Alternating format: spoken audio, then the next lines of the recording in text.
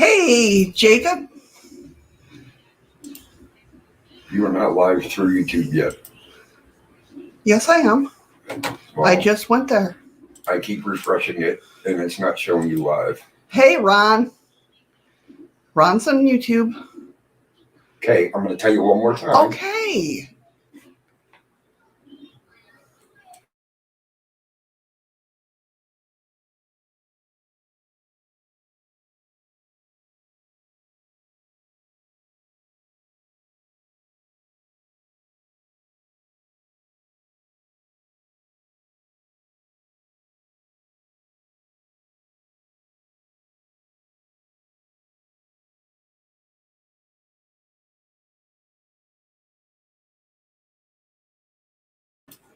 That's awesome, Jacob.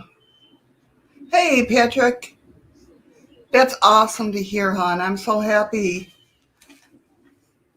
Did you get it? All right, hold on one second, guys. No, it just went live. All right. On mine.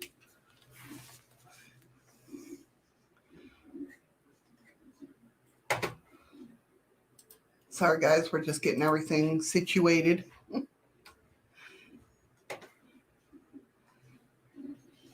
Hello, Evil Yuri. I'm taking it as Danielle. Excuse me. All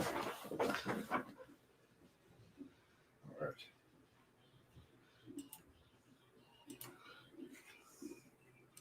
What is going on? Let me go in and make sure that people aren't in the other chat room.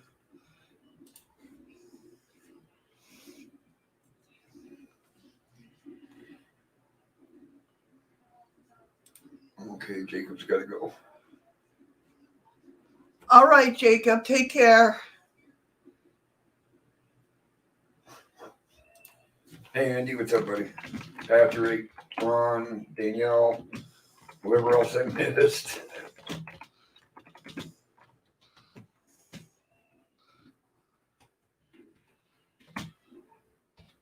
Hey, Andy. Making sure everybody. Hey, Sarah. Hey, Sarah.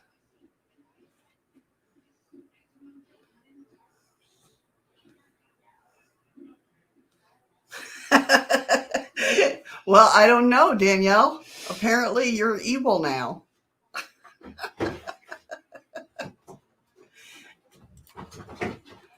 My bug has turned evil. Hey, Skook. Hey, Nicole. I went through the veil so I don't confuse anybody. TTPP. Hi, Scoops. How you guys doing this morning? Okay, I know Nicole was in the other chat. Hey, there she is. Hey, Nicole. There's Nicole. Okay. Be good, Danielle. Have fun in your classes. Study hard. Study hard. Hi, Nicole's 1 and 2. Hey, Carol. Hey, Carol. How you doing, hon?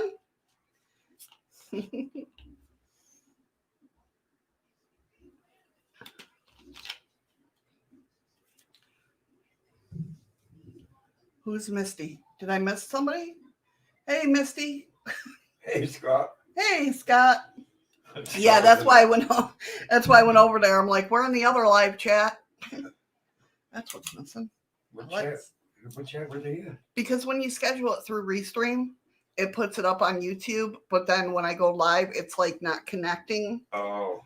So it makes 2 lives.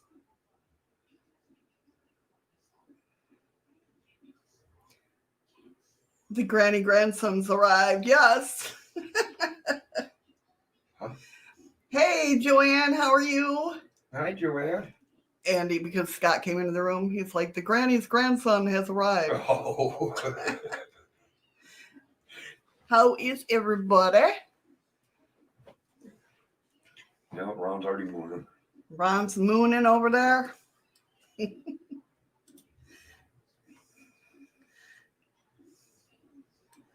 Ron is a moonin'.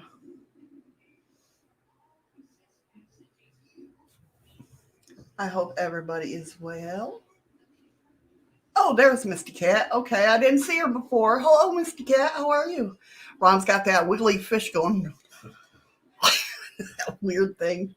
Hi, Misty. Scott's telling Andy to go away. That's not very nice. I know, right?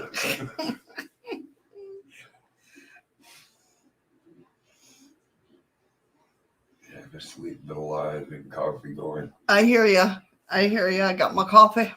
Yeah, I'm half asleep too. Yes, he's half asleep. I have my coffee.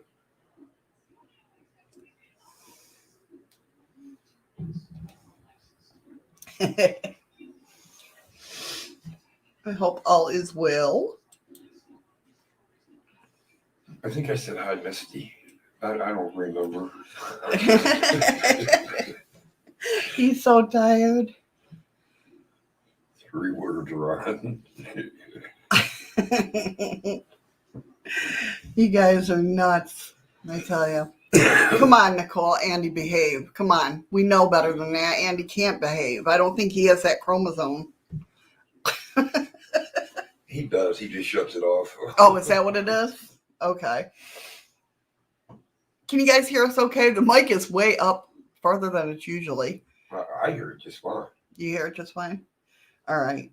Just making sure, because we moved it around when we moved my camera around. Well, I don't remember moving it way up there, but Wishful thinking, right?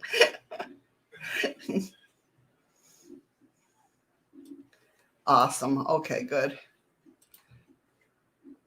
Yes, you are fine. That depends on who you ask, Patrick. That's true. All right, Sarah, no worries. Have fun. So today, on today's show, of course, it's What If Wednesdays, which is all about UFOs, conspiracy theories, and more. Conspiracy theories? But today we're talking aliens. Different types. We're not doing the KGB handbook, but we're doing something else. There's more stories on different types and why they're here. We're also going to be talking about Phil Snyder, which... Interesting story about Phil Snyder. If you're in the ufology people, you'll know about conspiracies are us. You'll know about Phil Snyder. He is a whistleblower. He worked at Dulce. You do have friends, Ron. We love you. And some say he was murdered. Some say authorities say it was suicide. But Either way, he's dead. Yeah, ufology.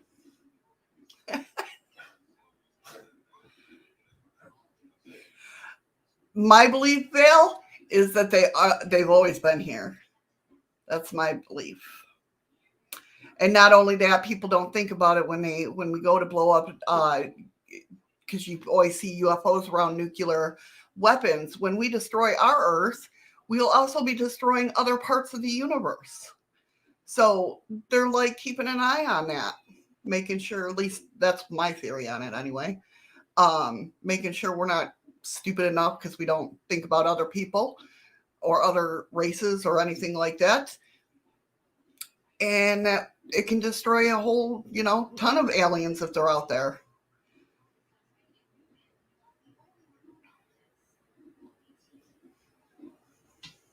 I'm worried because Andy and Scott are talking about Shackles and Granny and... Well, you know how it is. On the quick side note, I'm going to post the link up if y'all want to copy it and go back and watch it. Scott and Sarah did a wonderful interview with Danny Moss, who's a well-known paranormal investigator out of the UK. And at the same time, during the interview, you'll see what Sarah and Scott caught on grid light live in their living room. Hey, Mama Kitten. Hey, Mama Kitten. How are you? Oh, yeah, I'm looking forward to that, Scott. That's about it, Val, too. Drive by and lock your doors, aliens. That's right. So, again, that's the link to Sarah and Scott's interview with Danny Moss.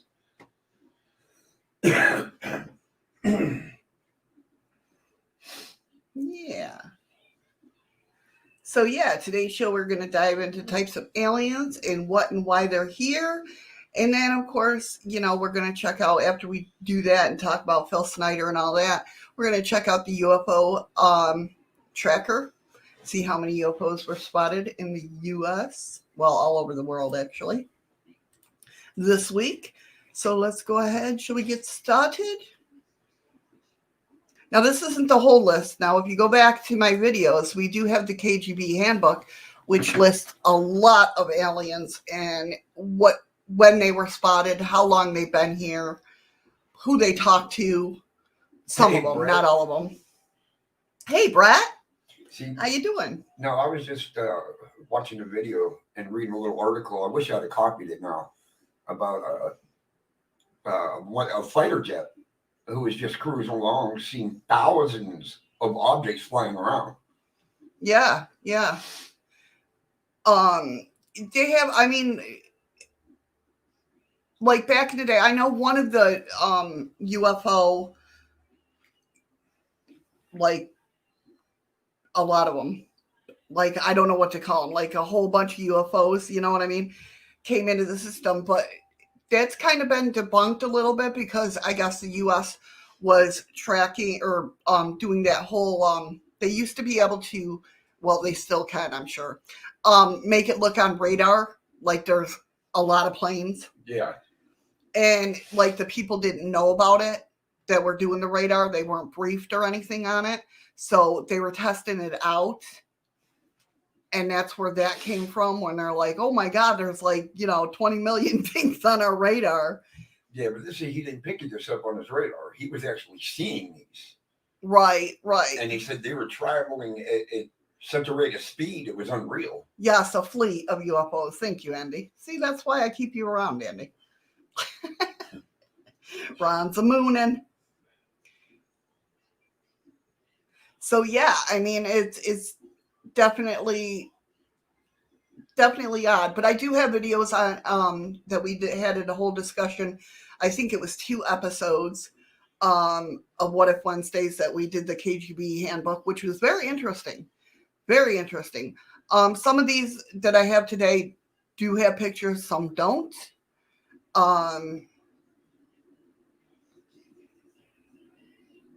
Well, and that's a lot of it. I think a lot of it is our technology, Andy. But there are some that's not. Nubs. Hey, Nubs. I didn't see Nubs come in. Yep. He said, coming by to show some love. Hey, Nubs, what's up? Thank you so much. That's like, don't shoot. It's not a gun, Nubs. Thank you so much for coming by and showing some love, Nubs. That's okay, Val. I don't mind lurkers. How can somebody say they're lurking if they're talking? That's true. Val is a noisy lurker. Not a nosy, but a noisy. She's banging things over. So if you hear, things getting knocked over, it's just her, So the first, I didn't mean noisy or nosy. Jesus, the truth comes out, right? So the first one on our list that people are talking about are aquatic aliens. Now, there are very few reports of aquatic aliens. Most are found on like fandom websites and stuff like that. But there has been sightings of them. I guess I tried to look for some video, but I couldn't find any. But in a video, this person stated that the creatures live in shallow waters and look similar to stingrays. keep in mind it isn't unusual for a term alien to be used when describing creatures that are unknown or unique. But a lot of people have seen them. Now, I pulled up some pictures of aquatic aliens. Mermaids. Well, this one says Russian Navy discovers aquatic aliens, and apparently they drew some pictures, and this is what they look like. They have like jellyfish heads. It's weird. Hold on one sec. I'll share it with you guys.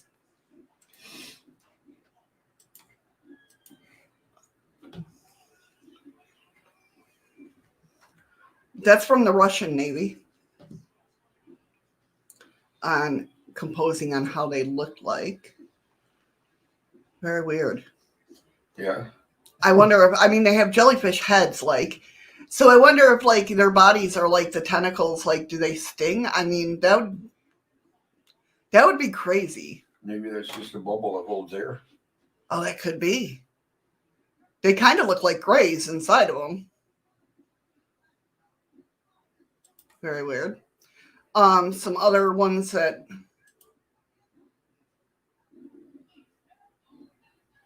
guy right there, that almost, yeah, that looks like a mermaid.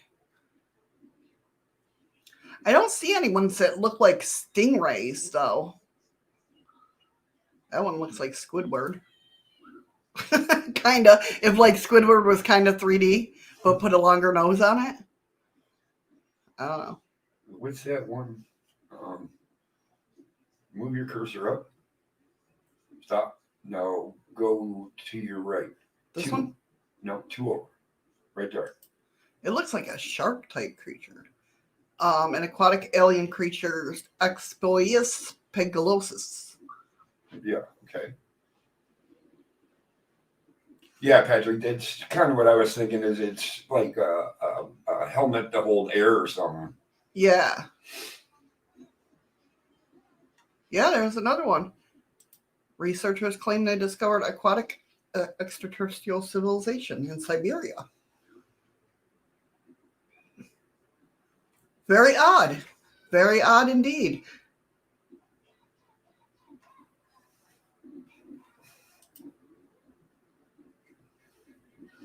Oh, okay. That's really a strange looking one. All the way over to the right. What one? This one? No. Okay. Oh, the one I had it on? Yeah. Oh, I don't know where that came from. I forgot where it went. I'm talking about the person's face. Yeah, I know. So, that's one of them. Oh, and it back. Yeah, that's true, Andy. Blood digestion, etc., all in one, can go from thousands of feet deep to surface with no problem without pressure.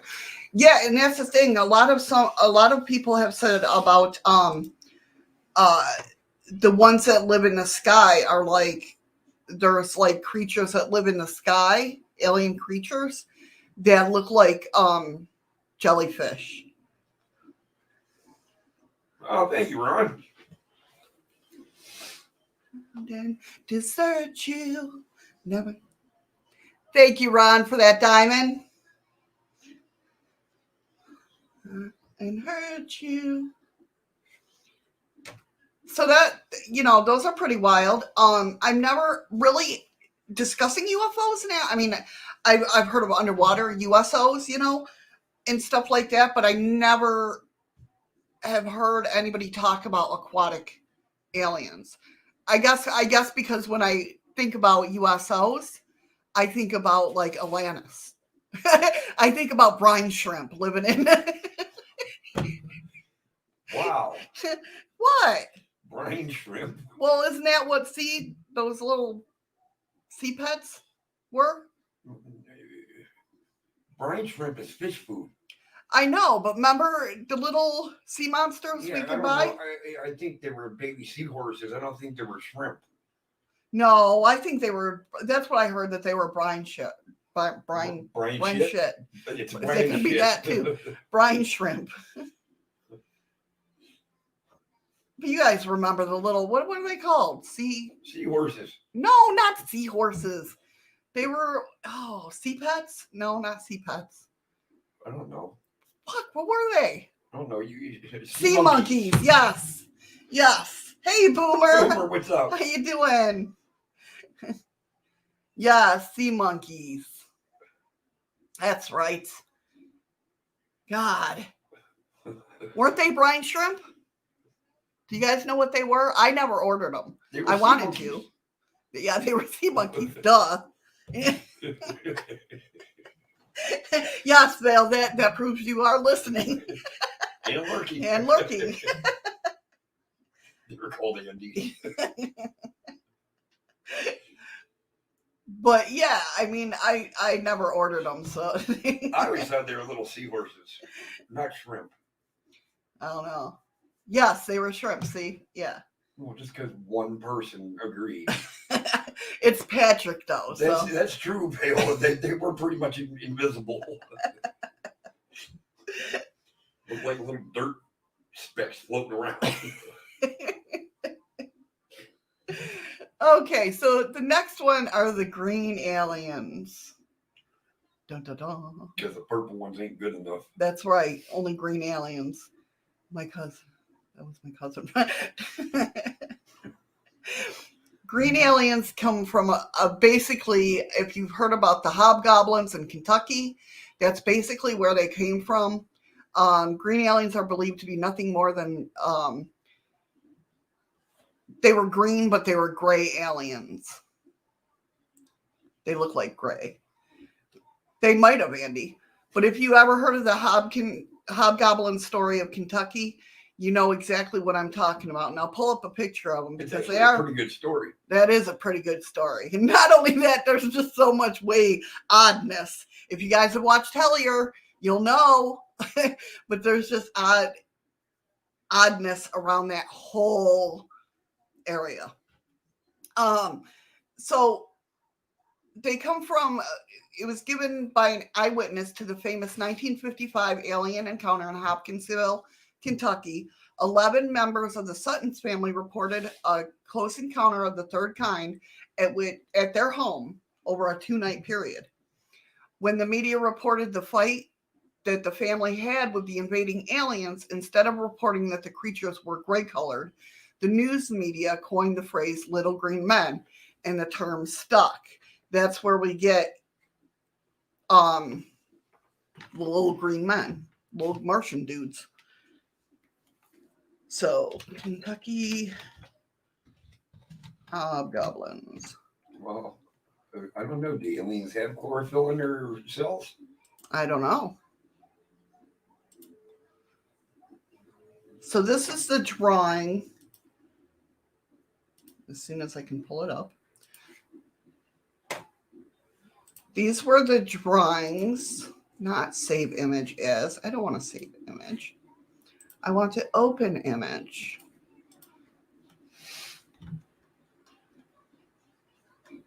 These were the ones that the Sutton family drew and what they look like. Now, this is what Hellier from Hellier. But, I mean, they're small, little green guys. That looks like what's that? What were they called? That one friggin' sleuth? Sloth, yeah. Remember that alien program where they were in caves? Oh, those are rakes. No, that's not what I'm talking about. I forget. It was a TV program when we were kids growing up. I don't know.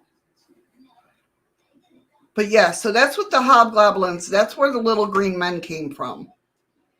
Was that. And I mean, if you guys haven't seen Hellier, you should. It's pretty wild. It's a good show. It looks like your ex-in-law. They don't, Andy. They got to go around guessing who farted. They just taste it. But yeah, I mean, definitely a good show. Talks about the hobgoblin case in Kentucky. If you search it out, you can definitely find it out there. It's really good, and it's free on YouTube, I believe. So of course, then we come across the next one on the list is the Greys. Oh wow, really, Ron? See, that's weird. I wonder if anything's going to happen to us because when me and Eddie get to talking about aliens and shit. Why did TTVP go ooh ew at chaos? What'd I do? Hi, Christina. Hey, Christina. Land of the Lost. I don't know. What? Yeah, that was it. The Land of the Lost. Oh. Yes, that was the name of it. And they had them things that lived in caves and that. Oh, see, I never really got into Land of the Lost. I said, eat it. What, the hobgoblin? Did he say eat the hobgoblin? Ew. Yeah, you're right. Ew. Oh, talking about the fart. Mm. Oh, okay. Now I got it. Holy crap. Just a little slow. Flea stacks. Yeah. Now, see that I remember for some reason. I do know, with seeing that name, I remember hearing it, or unless we have talked about it before. I don't know. But that sounds familiar for some reason. I look straight at the camera. Yeah, see? So gray aliens. Gray aliens are what people believe are to be servants for others. Aliens involved in human abductions and illicit human experiments. There are countless reports of encounters with these non-human creatures, where they are from, and what they are often debated among UFOs or ufologists and skeptics. So the Greys were first introduced in 1893. H.G. Wells wrote about the humans transformed into short, childlike gray beings with bulbous heads and large almond-shaped eyes through the evolution process. Wells wrote about it, this gray alien, from the movie, of course, The World of Worlds in 1898, where he described grays as a snack food for invading Martians. Once I said snack food, all I can think about is humans are crunchy and tasty with ketchup to dragons. I don't know why that popped into my head, but everything tastes good with ketchup. That's right. Other science fiction writers began incorporating the Greys into their works, of course. By the time Betty and Barney Hill's real-life claim of alien abduction in 1961, the Greys were a common science fiction alien. Patrick says he's seen 3 different types of Greys. Really? Like tall, like different looking Greys, or like taller, shorter? Welcome back, Scoops. Welcome back, Scoop. So, of course, skeptics who disbelieve the real-life claims and encounters of the Greys point to the first science fiction stories that describe the frightening aliens in various scenarios. Well, so what's to say the aliens didn't look at the shows that we were watching, because that's what we broadcast. Maybe that's what they can see because it's getting broadcast all over the place. It's got to bounce off satellites. And that's what they took the image of, because they're like, oh, we're described as these things. So let's, you know what I mean? Something familiar. Tall ones, 2 types of small ones. Okay. Okay, Scoop. So, hi, Lisa. Hey, Lisa. These skeptics believe that the Greys are something of an urban legend deeply rooted in cultural subconscious, thanks to fiction. They also consider the abduction story tall tales from the Roswell UFO craze and the Hills abduction claims. See, now, my biggest thing with if Betty and Barney Hill's story wasn't true, my biggest thing, and the way I look at it is, now, they were back in the 1960s. They were an interracial couple. That alone back then, that I'm sure, a lot of conflict for them. Oh, absolutely. I mean, you know what I mean? They were an interracial couple back in the 60s. That didn't happen back then, right? So why would they want to make up another story that's going to even cause them more strife? And that's, you know what I mean? That's the way I look at that. Whether it's true or not, I don't know. I wasn't there. But I mean, I just think with everything going on, because of them loving each other anyway, they wouldn't want to bring anything else to the table. Do you know what I mean? I don't know where Freaky is. In 1947, of course, the UFO crash in Roswell, New Mexico stirred controversy that exists today. Eyewitnesses claim that small childlike gray creatures were pulled from the smoldering wreck of a downward flying saucer. The bodies were then taken to Wright-Patterson Air Force Base in Dayton, Ohio. Tales of one gray alien supervisor spread and how the wreckage, along with the bodies, were stored at Hangar 18. TTVP, enjoy your nap, hon. Thanks for coming by. Thank you so much for coming in, hon. Have a good sleep. Sleep well.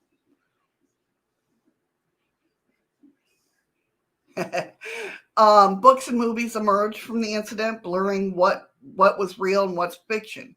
Many researchers believe that the story first given by Major Jesse Marcel was the real story, and that General Ramey swooped in and covered up the story in saying that it was a weather observation balloon for damage control. Decades later, Major Marcel spoke out, and his son conducted lectures about his father and Roswell's case, saying that basically, no, his dad, that's why his dad, he's the one, Major Marcel is the one holding that picture, the most famous. Let me share it here real quick. The one with the disgusting look. Like that, yeah. Like they're never going to friggin' believe this. Yeah.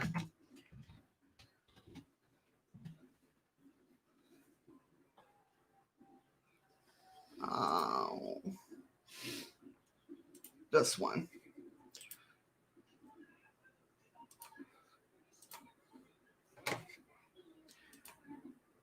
That most famous picture that everybody's seen about Roswell. Freaky geek. Hey, Yours freaky must geek, have been see? burning. This picture, and his son went on to tell him that's why he's got that look on his face, because it's like, they're not going to believe this is what crashed here. No, that looks like crumpled up aluminum foil, and they tried to iron it back out. Right, yeah. You know, they're not going to. So, I mean, he said exactly that his father was like, they're not going to believe this. Why are you? You know what I mean?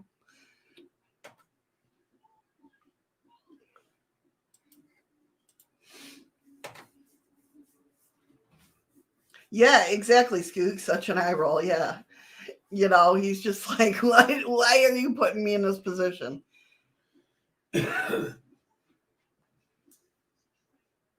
Really, Patrick, interesting. One type of gray said they're from this planet Earth, but from a different time.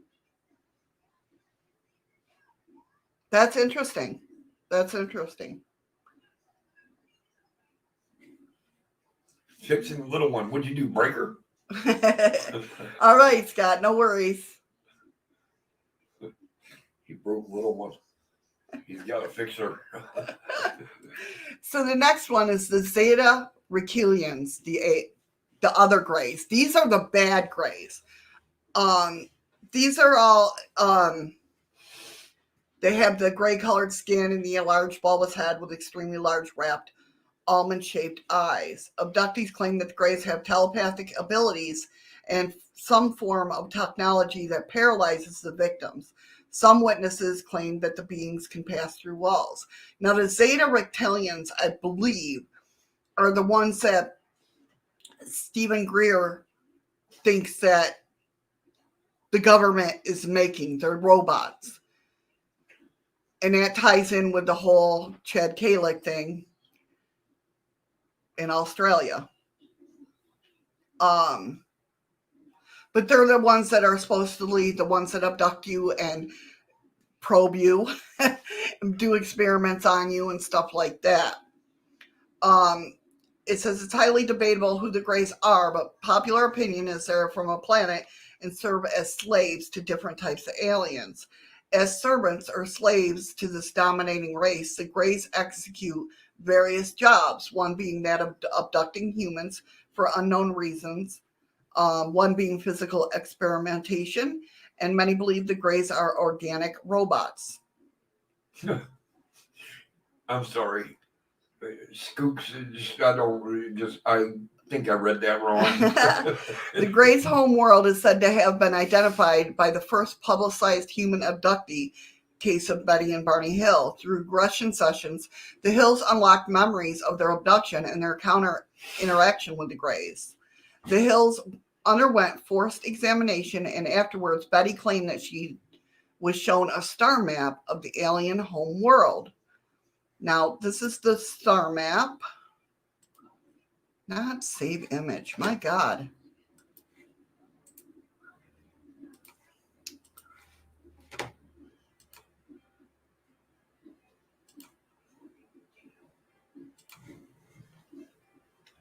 Scroll that in. So this is Zeta 2 Regalia, and this is Zeta 1. And this is where the aliens are from. 2 is bigger than 1. 2 is bigger than 1.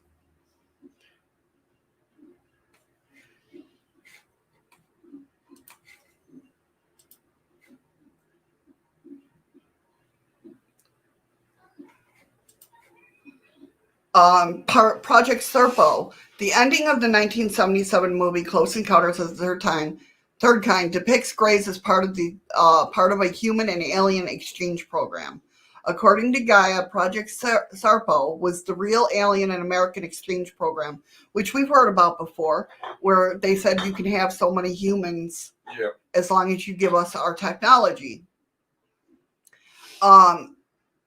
12 aliens arrived on Earth, and 12 humans, American citizens, traveled to the Greys' home world, Serpia, some 39 light years away, for a 10-year exchange program.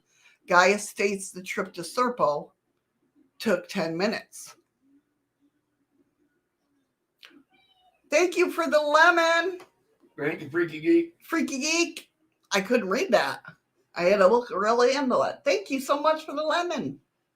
So they traveled 32 light years. 39 light years. 39 light years in 10 minutes. So that kind of goes with the folding universe theory.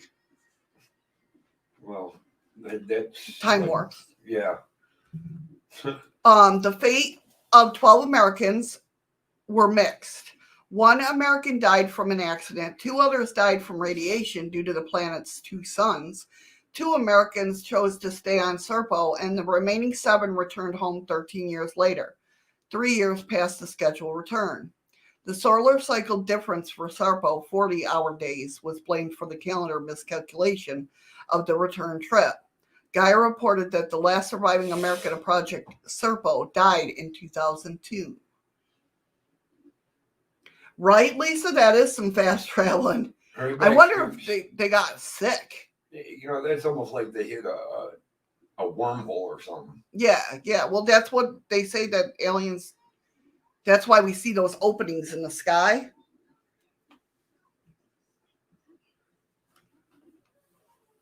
Yes, that's right. Exactly, Patrick. Yes, scientists could not find the stars she drew in the map, but in the 1990s, they found the stars for the first time, proving it was real. Yeah. So researching abductees and experiencers, the alien abduction phenomenon has been researched and documented with individual testimonies. Professionals have devoted their lives to understanding what is happening to so many people. Dr. Mack was Harvard Medical School's head of psychiatry, and he was the clinical expert in child psychology, adolescent psychology, psychology of religion, and leading researcher of teenage suicide and drug addiction. He also was a pioneer researcher of alien abductees. Dr. Mack worked with abductees and experiencers. So, in an interview with PBS, Dr. Mack discussed that some of the abductees recall being used to create a hybrid species to advance human race. And I've heard that. There's a lot of stories. There's one lady that has had like 4 kids with aliens, supposedly. Like she's been abducted, taken aboard the ship or whatnot, impregnated, put back down on Earth, and then when they're ready, they come and get her, and she goes. She wasn't allowed to meet her children at first, but then she got to. It's a whole big story that we'll have to deal with one day. Not deal with, but delve into. Others were called having dual identities, where they are both human in this dimension, but are also alien in another dimension. They also believe that they're active and willing participants in the hybrid program. How do we know we ain't all like that? Exactly. So my mama is an alien? Why not? They make us do different things, Christina, on the Yeah, but don't you gotta fix that though? Yeah, I do. I have to fix them. Like today, I believe today was supposed to be, I had to check with Ryan. I haven't talked to him, but I believe today was supposed to be a card reading day. I'm not sure, Lisa, to be honest with you. I've read so many alien abductions and stuff like that. I definitely could have read his story. Not sure. Off the top of my head, I can't remember. Unraveling the gray aliens are the history encounters with these described as grays or gray aliens is long and extensive. Many people believe that only when disclosure is allowed that the whole truth behind the phenomena will be revealed. And that's true until we get a clear, Now, with that being said, talking about Phil Snyder, he was a whistleblower in deep underground military bases.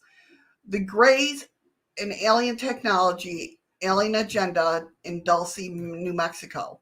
Now, if you guys don't know what Dulce is like, I would say Area 53. I don't know, no, Area 52. Dulce's Area 52.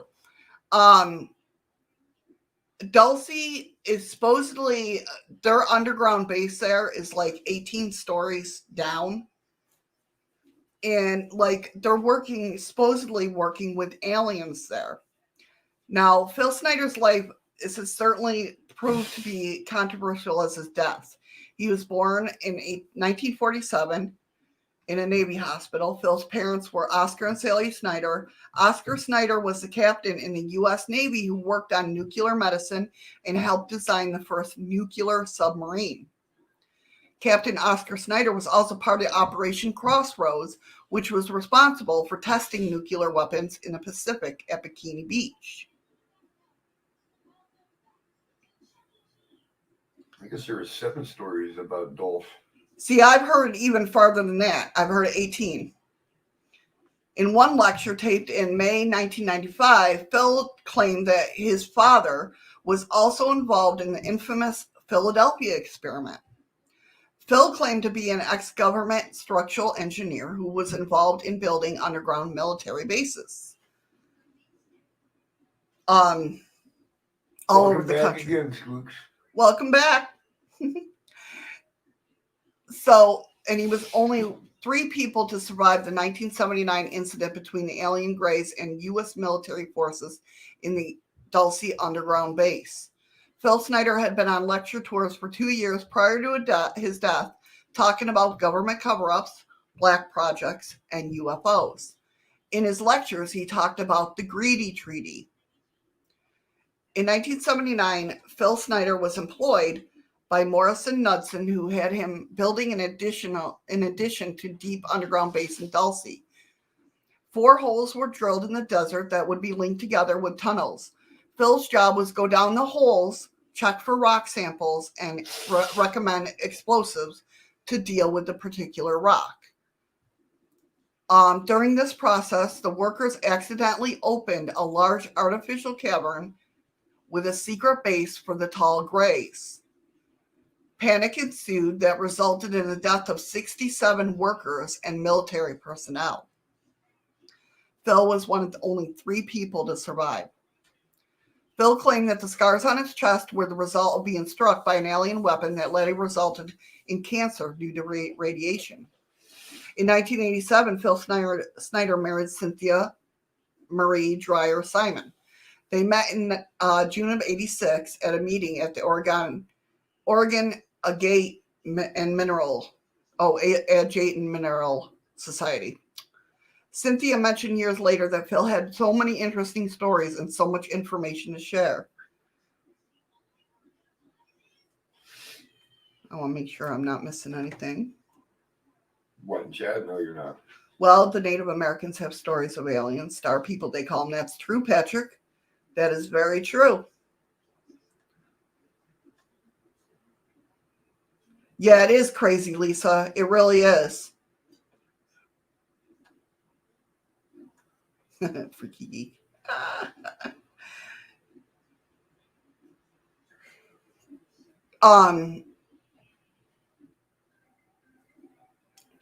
Unfortunately, their marriage had difficulties. Cynthia claimed that Phil's health problems contributed to their breakup. Phil had multiple health concerns, such as chronic lower back pain and multiple sclerosis. Occasionally, Phil had to use crutches and a body brace, leg braces, bladder bag, catheter, diapers, and wheelchair. He also had osteoporosis and cancer in his arms and a swell of hundreds of shrapnel wounds, a plate in his head with metal fragment in his brain, and fingers missing from his left hand. There was a scar that ran down from the top of his throat to below his belly button, and another scar that ran from his ribs side to side. Phil had numerous amazing stories, and one of his stories was that his father's involvement with the Philadelphia experiment. When Phil's father died in 1993, he discovered original letters. And if you guys go look at Phil's lectures and that, you'll see the letters that he produces, talking about his dad. So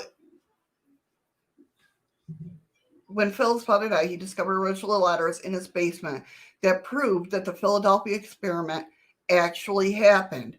It also proved that Oscar Snyder, his dad, had been a participant after the crew members had been quarantined in Virginia psychiatric ward.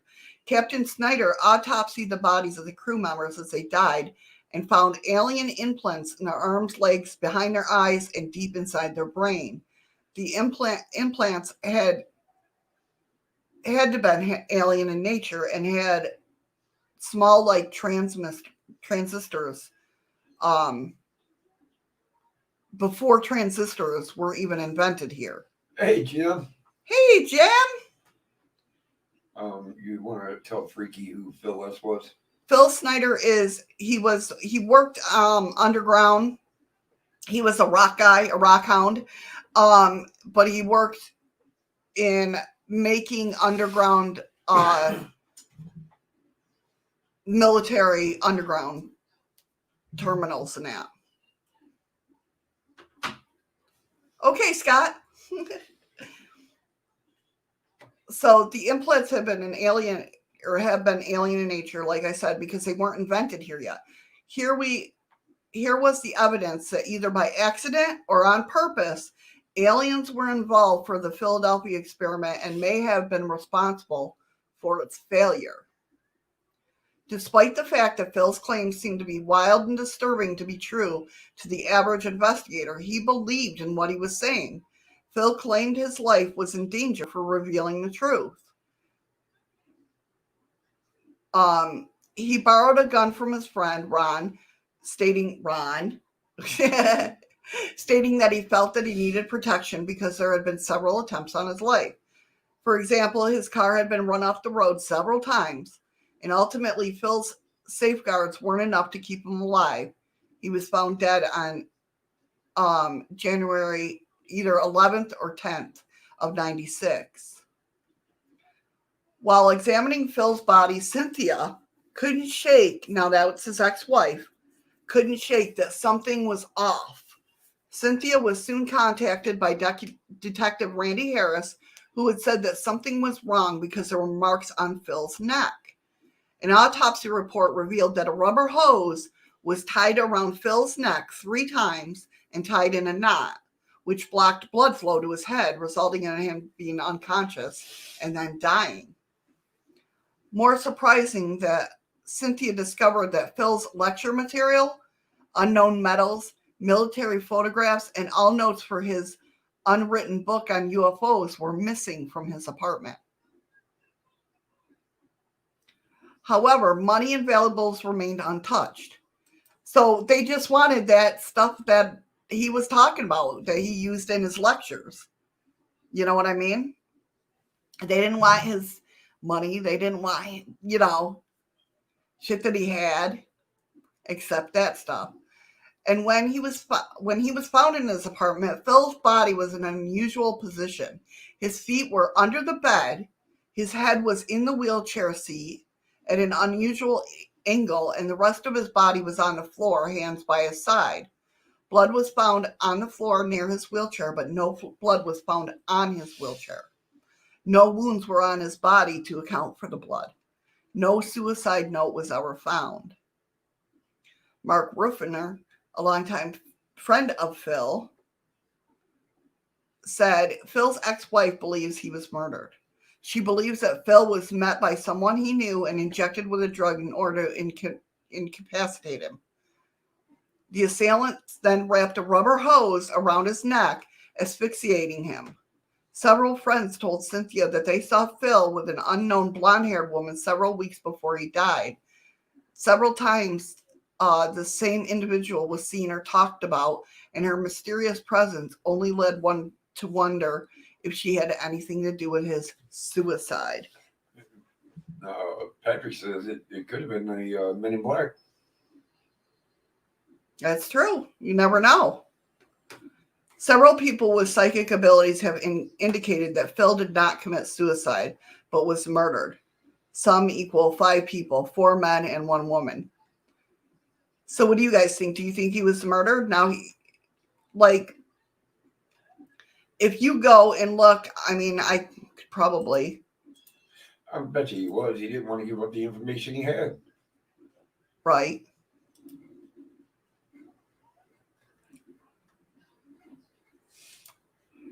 See if it comes up. Yeah, video unavailable.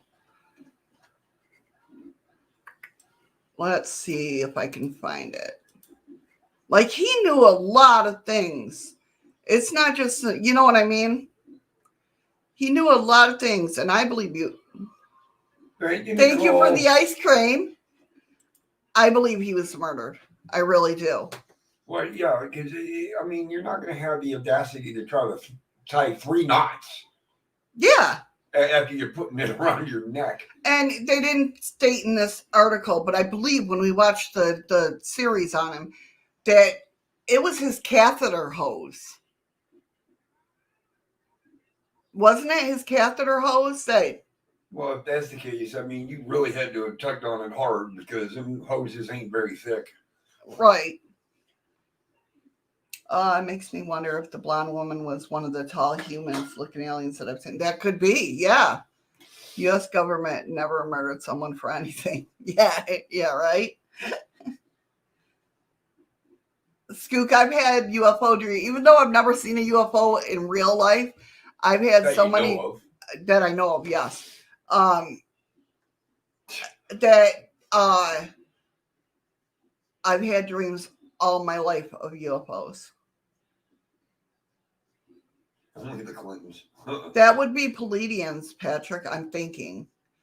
And if it's Pleiadians, to my belief, they're not here to hurt us. They're actually, as a matter of fact, we'll talk about them. But Yeah, he was an engineer. Thank you, Lisa. Yeah, he was. I agree, Misty Cat. He was definitely murdered. It's just funny that all his other stuff was on aliens was taken away, you know.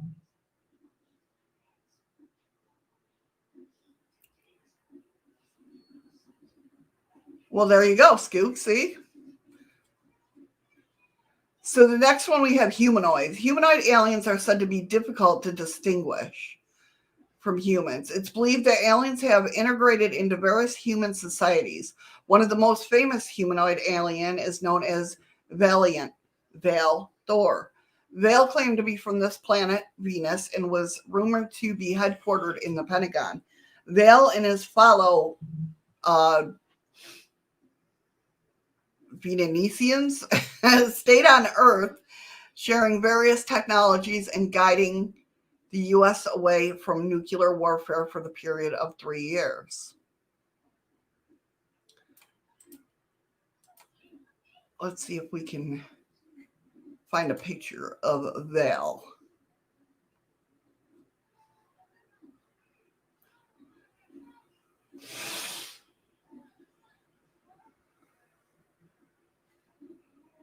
Well, apparently this is him. Okay.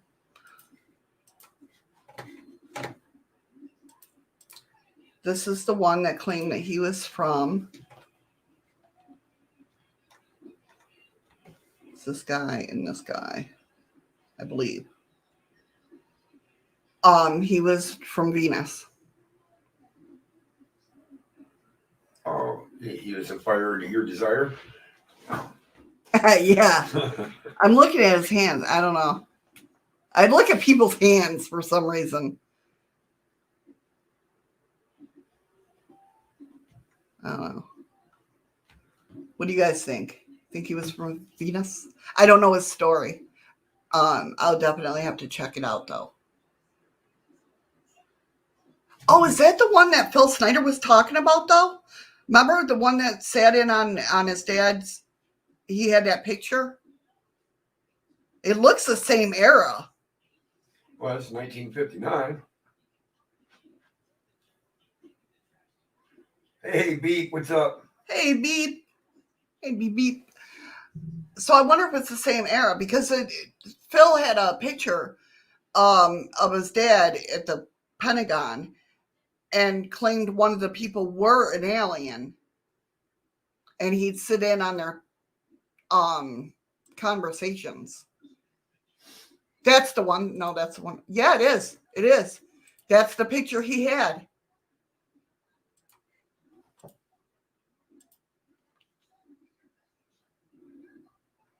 His ears do look a little elongated. Look at his hand. But look at his ears too. Yeah.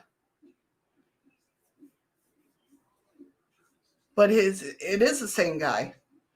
Shit. That's pretty cool. You learn something new every day.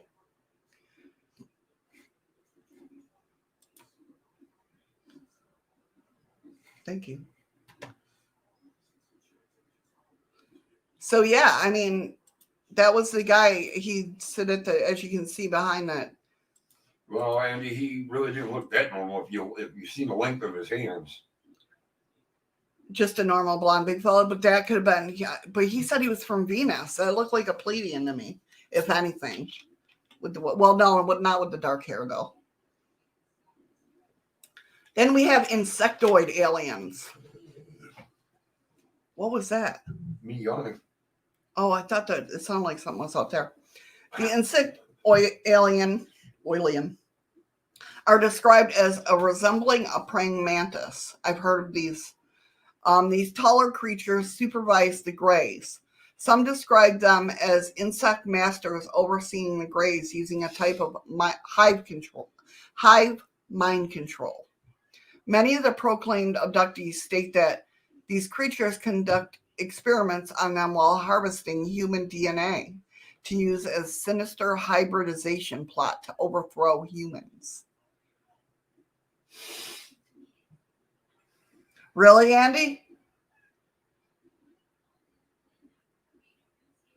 Yeah, my mom used to say that I have piano player fingers. whatever the hell that means. Skinny and long.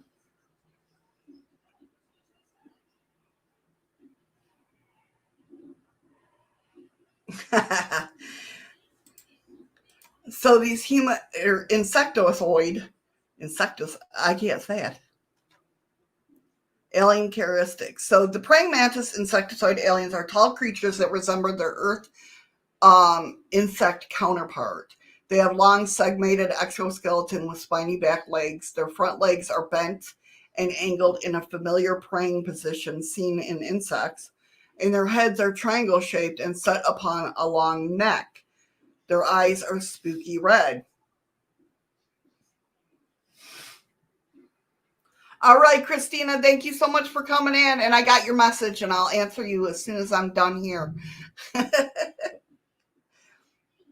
Thank you for coming in, Christina. The Illuminati. Misty Cat, what alien group do you think the insectoids are? Illuminati?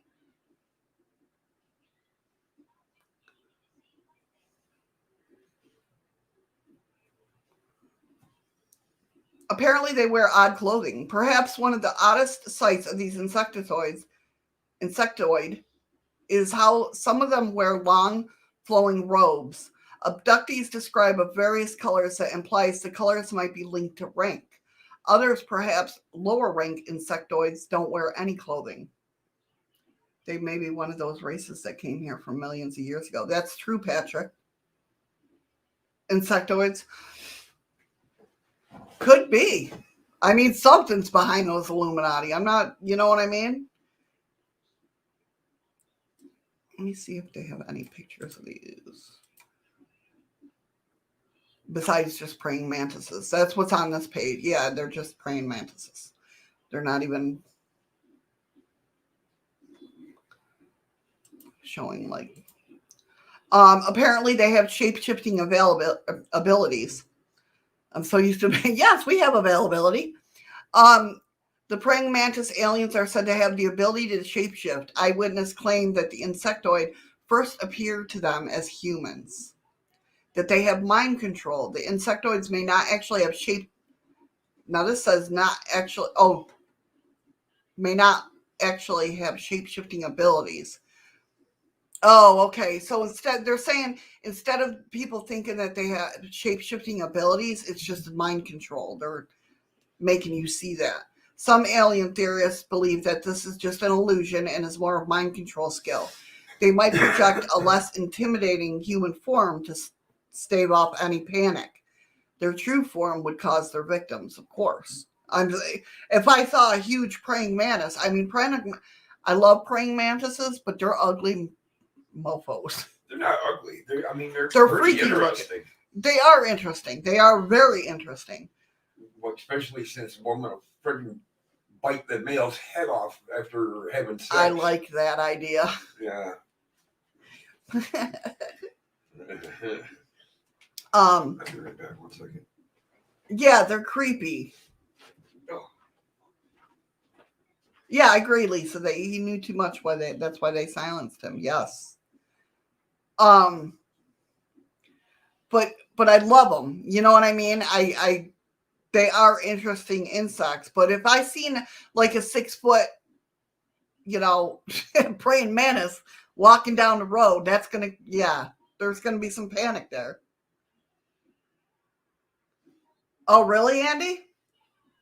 They live. I know. I've had to see. That's an older movie, right? I know. I've had to have seen it. It sounds familiar. Yeah, it's a classic. So I know I've had to have seen it when I was younger. I don't watch those type of movies anymore.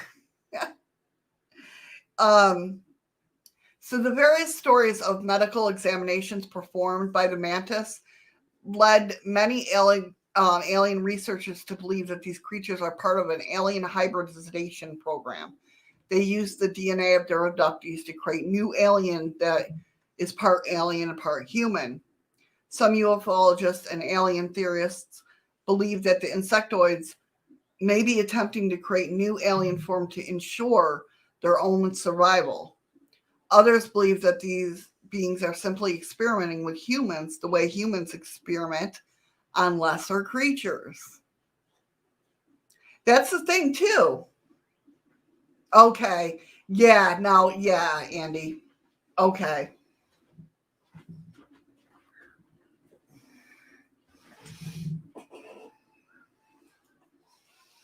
Pleiadians are with viral. What, Ron? I'm sorry. I couldn't understand that. Yes, with Roddy Piper. Okay. That, I know what you're talking about now. The praying mantis insectoid is often described as those claiming to be abductees as being in charge of the Greys. These smaller aliens, known as the Greys, are often described as being little more than drones or possible some sort of alien robot. The mantis is clearly in charge and usually the one conducting the experiments. So, like I was saying, though, we think about aliens doing the experiments on us, but look at how much shit we do experiments on that are lesser than us. Do you know what I mean? So is it like just repeating, down the food chain, or you know what I mean?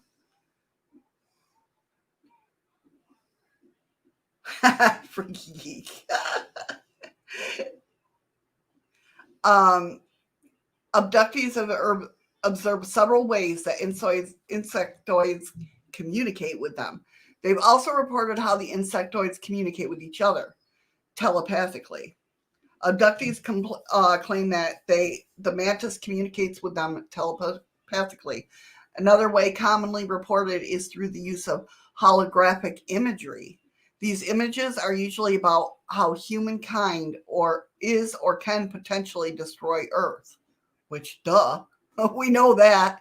Abductees report that the mantis also communicates orally with other aliens using a series of clicking sounds. So do they not hear? That's why they're antenna? They don't see. That's what the clicking sound would create. Yeah, kind of like the bat. Yeah. Or that kid. Yeah, that blind kid. Where yeah. His click would create an outline. Right. Yeah. Depicted in the alien movies such as Signs. Some UFO and alien theorists hypothesize that insectoids are the remnant species from ancient times. Yeah, echolocation. Yeah, thank you. This theory comes from the tribal oral history of Native Americans and also African folklore. These stories place the mantis in reverence like gods and are said to have human tools and skills. So, I mean, these little dudes have been around for a while. It's kind of, crazy. But understandable if they are linked to being the Greys' leaders.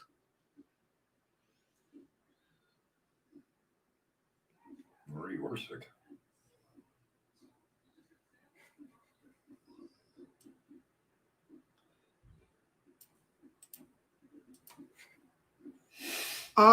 Good question.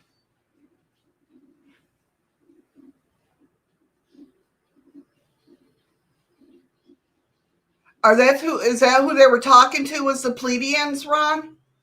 Marie Orsick and Nikola Tesla? Oh, the real. Oh, wait a minute. Oh, I do remember this. Now that, yeah, the real.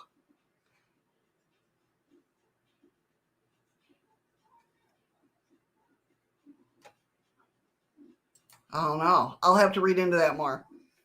Now I see. Yeah, see, when you wrote it, it didn't look familiar to me, but as soon as I saw it on here, I definitely knew what you meant.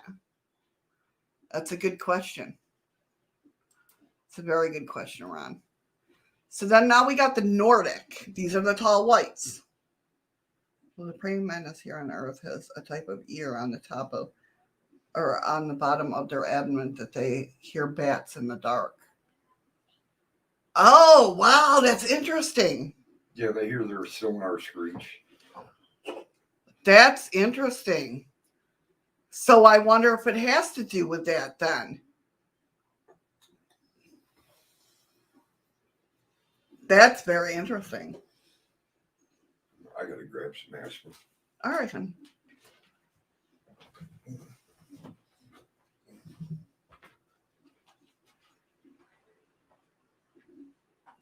I'm like blown away from that. That's pretty cool.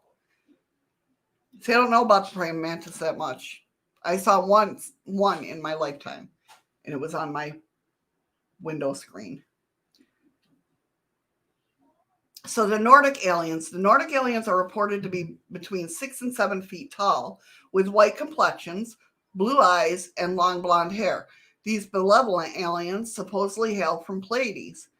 The Nordics, who are not to be confused, they're not the tall whites, with the tall whites. Nordic aliens are said to be caretakers of the universe and are interested in helping humans clean up Earth's polluted environment.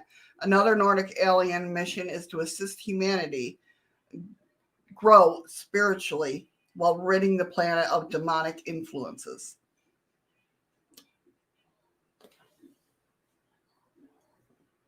Yeah, the insect aliens. Yeah, they're like ancient civilization people. Well, not people, but you know what I mean. um,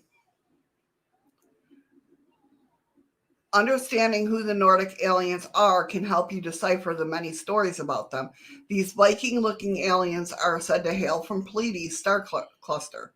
The Nordic aliens are said to be from the stars between the Taurus constellation. And of course, I look at this constellation all the time. The cluster of stars is known as the Seven Sisters. Do you want them to, Andy? Some theories say that the remnants of ancient Earth civilization that moved underground after a catastrophic planetary event. They pretended to be humans to protect their underground world. It is believed that they reside deep in the Himalayas. The Express reports there are several Pleiadian communities located in Argentina near Salta Mountains. The Nordics are described in appearance like Scandinavians and other various Nordic countries. The Nordic aliens are said to have light-colored eyes, usually blue, light white skin, and around 6 to 7 feet tall. The Nordic aliens have an athletic build. Witnesses claim that the Nordic aliens are quite beautiful and handsome. And this type of alien is said to have blonde hair, and their average lifespan is around 700 years old. I was listening to the story on Coast to Coast, and they were talking about a huge beetle alien that would suck up water from ponds and marshlands. Really, Lisa?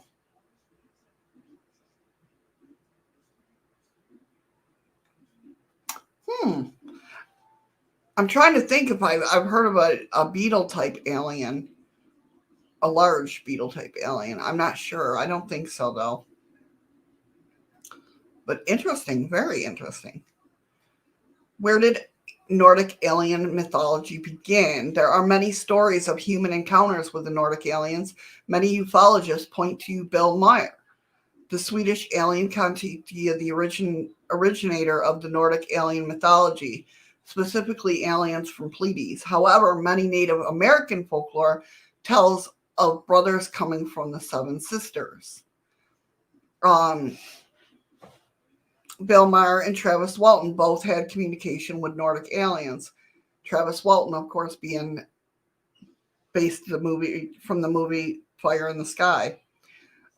This was done in a type of telepathy. Symbols were also used to convey ideas and concepts. Moyer claims his first contact with Nordic aliens was when he was 5 years old. Meyer accumulated volumes of photos and 8 millimeter film he took with what claims to be UFOs. He claims metal artifacts were given to him of his ET friends. Let me see. I can find.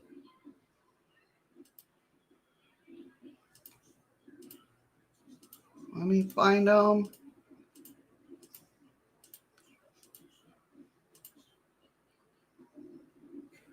So these are like what Nordic aliens are supposed to look like. Just basically, they're blonde. They're usually blue hair, blonde eye. God, I can't. Blue-eyed blonde hair. Thank you. Wow. I'm tired. So that's the males, and of course that's the females. Oh no, those are tall whites. See, here they say the Nordics are also called tall whites. And that's what it just, I don't understand, is because like the men in black, that's obviously not a tall white. Hey, Heather. Hey, Heather, how are you? Because the tall whites, I thought they were the tall whites were always like the men in black, the weird looking,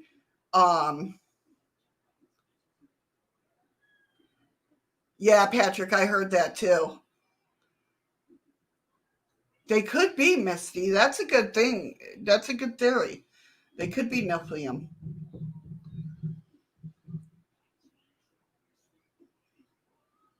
Maybe that's where I'm getting confused with. I don't know. I just know because like some of the men in black are like albino type people. We're good. We're good. Thank you for asking. Just got a headache. Yeah. Bill Meyer is a highly controversial spokesman for the Pleiadians. His evidence has been examined and verified by photo experts and meteorologists, and also debunked by other experts. According to MUFON, Meyer has traveled to other worlds, universes, and other dimensions with his alien friends. Meyer given both the locations of the aliens' homes world, Era, as being another dimension only separated from Earth by a tiny fraction of a second. Era is 80 light years past the Pleiadian star cluster. Perhaps the most intriguing alien abduction, of course, of Nordic alien connection is Travis Walton's story, Fire in the Sky. It wasn't an accurate, see that right there, Patrick, wasn't an accurate portrayal of the abduction, according to Travis Walton. Walton was with his fellow loggers on way home after a brutal day of cutting down trees. The crew witnessed a bright light and observed an alien craft hovering above the ground. Walton got out of the truck, exited, and wanting a closer look at the shouts of his fellow workers to get back in the truck. Walton was struck with a beam of light and thrown to the ground. The frightened crew thought he was dead and fled the scene, only to return soon to find that Travis was missing and the UFO was gone. The men reported the incident to the local sheriff and found themselves interrogated on the suspicious. They thought they murdered him and disposed of his body. Walton was found 5 days later, and the men were exonerated, but accused of creating a hoax. Walton claims he encountered several types of aliens while on board the UFO, but the Nordic aliens were the ones in charge. Walton wrote a book about his encounter and was featured in a documentary in his effort to set the record straight from one of the one portrayed in the movie 1993 movie. So yeah, other people have claimed to had contact. Like a lot of people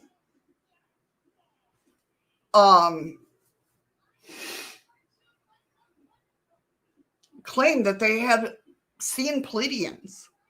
And I told you guys that when I did my astral travel for the Akashic Records, that's who was guarding the Akashic Records. That's who I was with in my astral travel.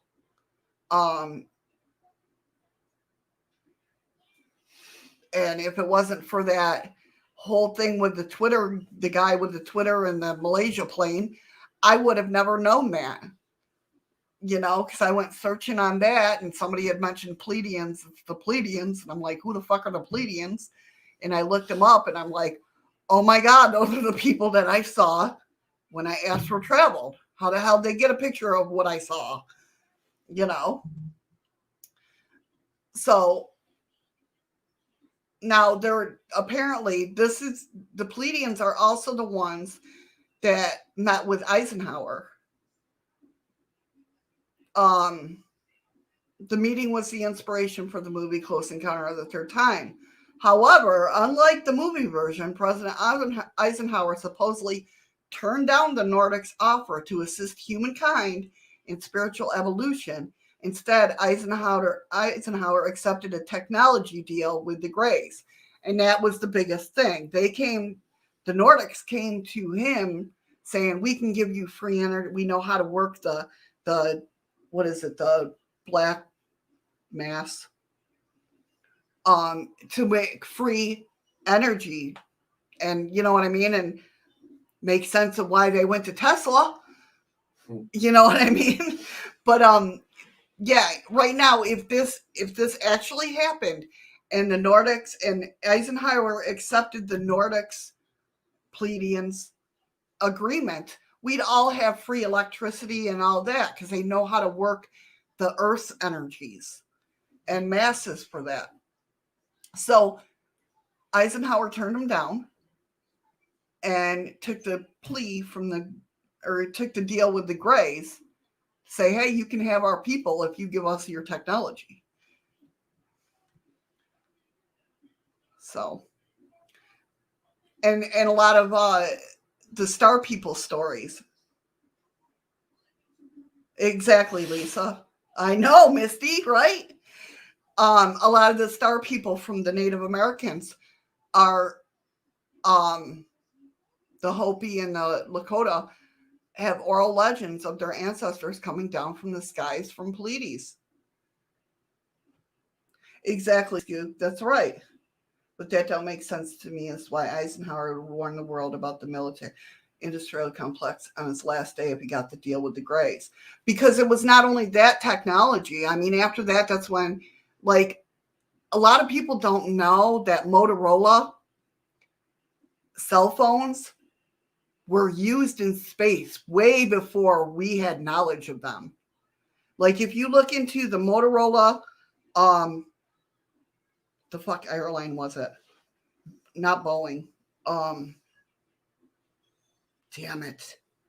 I don't know. I'd have to go look it up again. I can't remember. But it was an interview on Coast to Coast. And the guy still talks about it today. The guy's son.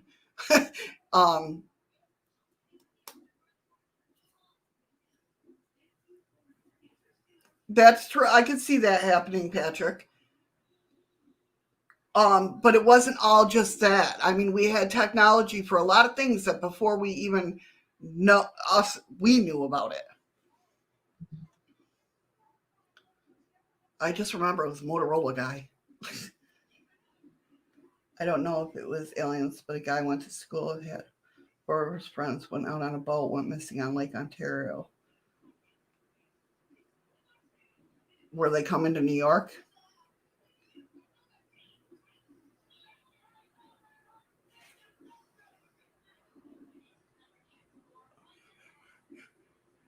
I'm just waiting to see the rest of the story there. And now for the rest of the story. I missed that. I never heard from again. And the boat was never found. That's messed up, Heather. You never know. Oh, Canada. I'm not going to sing your guys' song. I'm sorry. I don't know the words to that. I just know that part. But if I knew it, I would sing it for you guys. Yeah, Misty Cat. I mean, there's a lot of technology that was around. You know, it was just, it's crazy. The next one's as everybody's favorite, reptilians.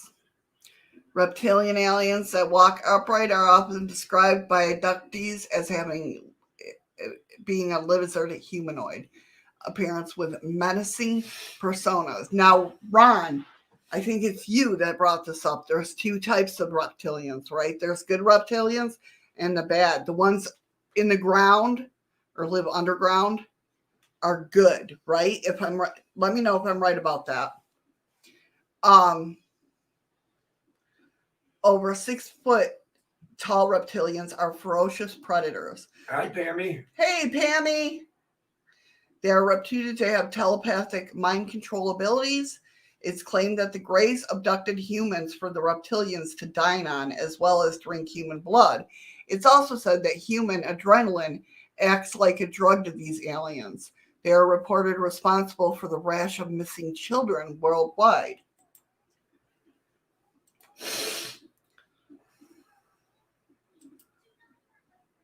Yes, Misty Cat. That's what I've heard.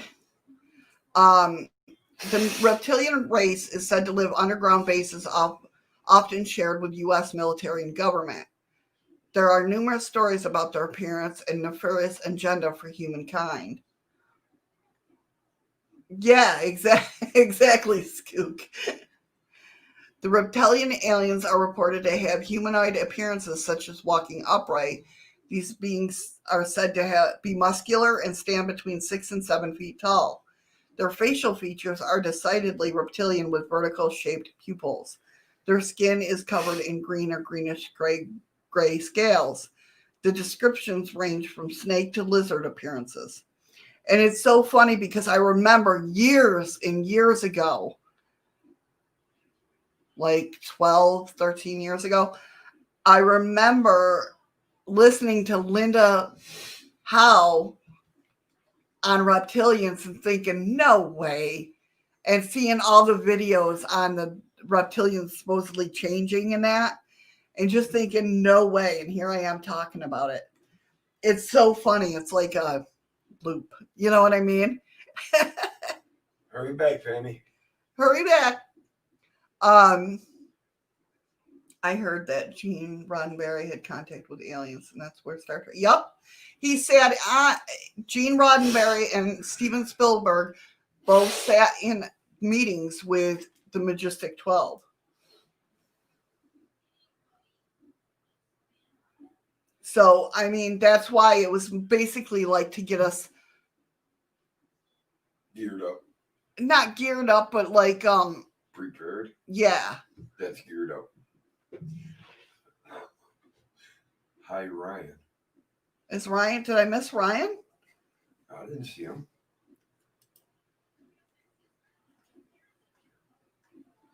Did I miss my son? No. Okay. Yes. What's the Majestic 12? The Majestic 12 is there's a group of 12 government. There's a black project. Hold on. I want to know who Ryan is.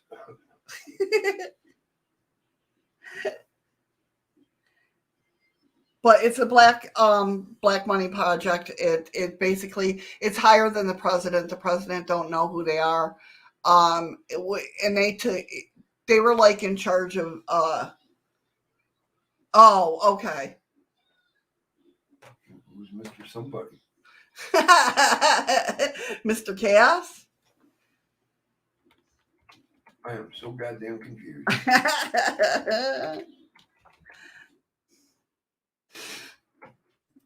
So, yeah, anyway, the Majestic 12 is like an organization.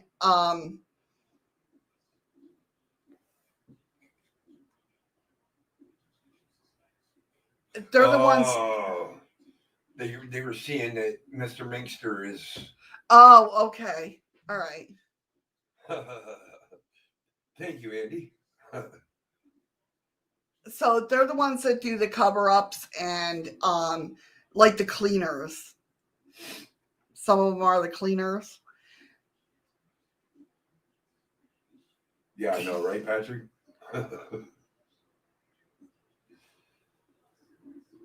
But they have allegedly put out names of who the Majestic 12 was, but you really don't, you know what I mean? Like, they're the ones that had Kennedy murdered. There's a lot of big ones that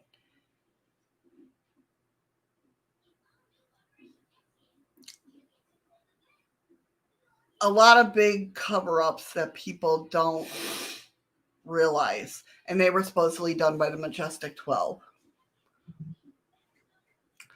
Big in alien controversy. So, let's see, where was I? Reptilian aliens are said to have supernatural powers. These powers are said to be how the reptilians have gained control over the government. And yeah, they're supposed to be Illuminati and stuff like that. The most prominent reptilian alien power is shapeshifting. Self-proclaimed eyewitness state that reptilian aliens can shapeshift into any form.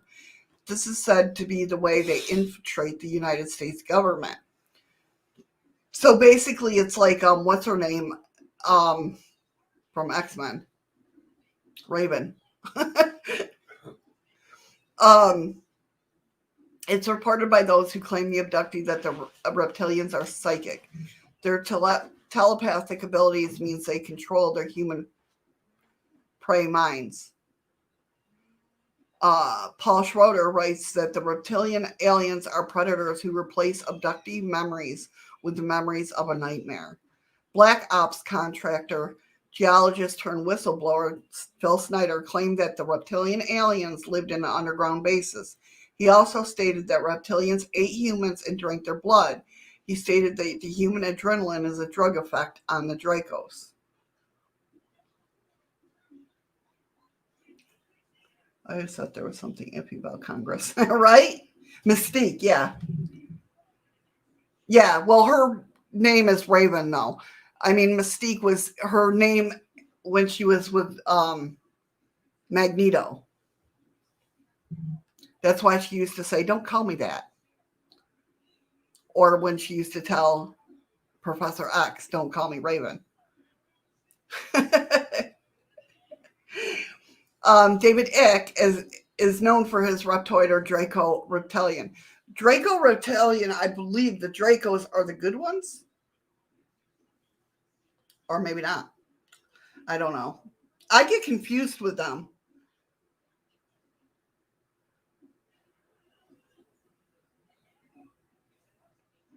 I don't know, Andy. Because they want to dine on the whole thing. They want to dine on us. Maybe they take out the kidneys and save it for later. A good drug after dinner. Kind of like having coffee after dinner. Oh, thank you for the ice cream, Nicole. But yeah, maybe, I've ate my dinner and now I can relax and, lay back and do my drugs. Who knows? Right, Ginger Cookies having a whole new meeting. Oh, God, Skook.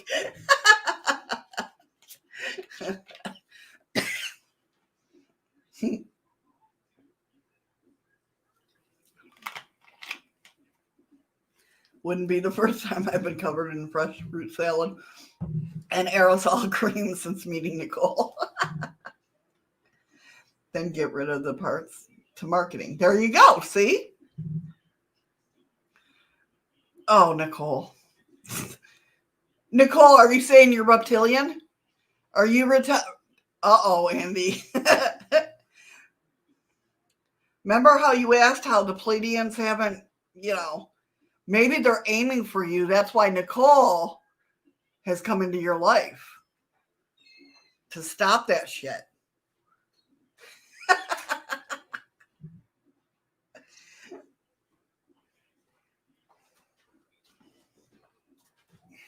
Yes, Misty. I've been wanting to do a thing on that, but I'm like, I don't know if I should,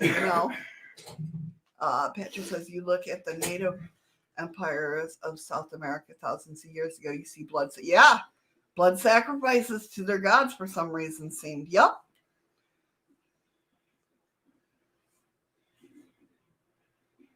Well, you don't have to, Scoop. Yeah, Draco are bad. Now, are they the same? There's good reptilians too, though.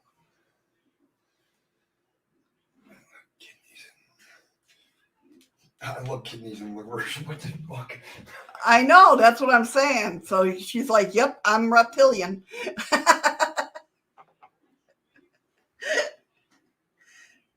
He was welcome back for a minute.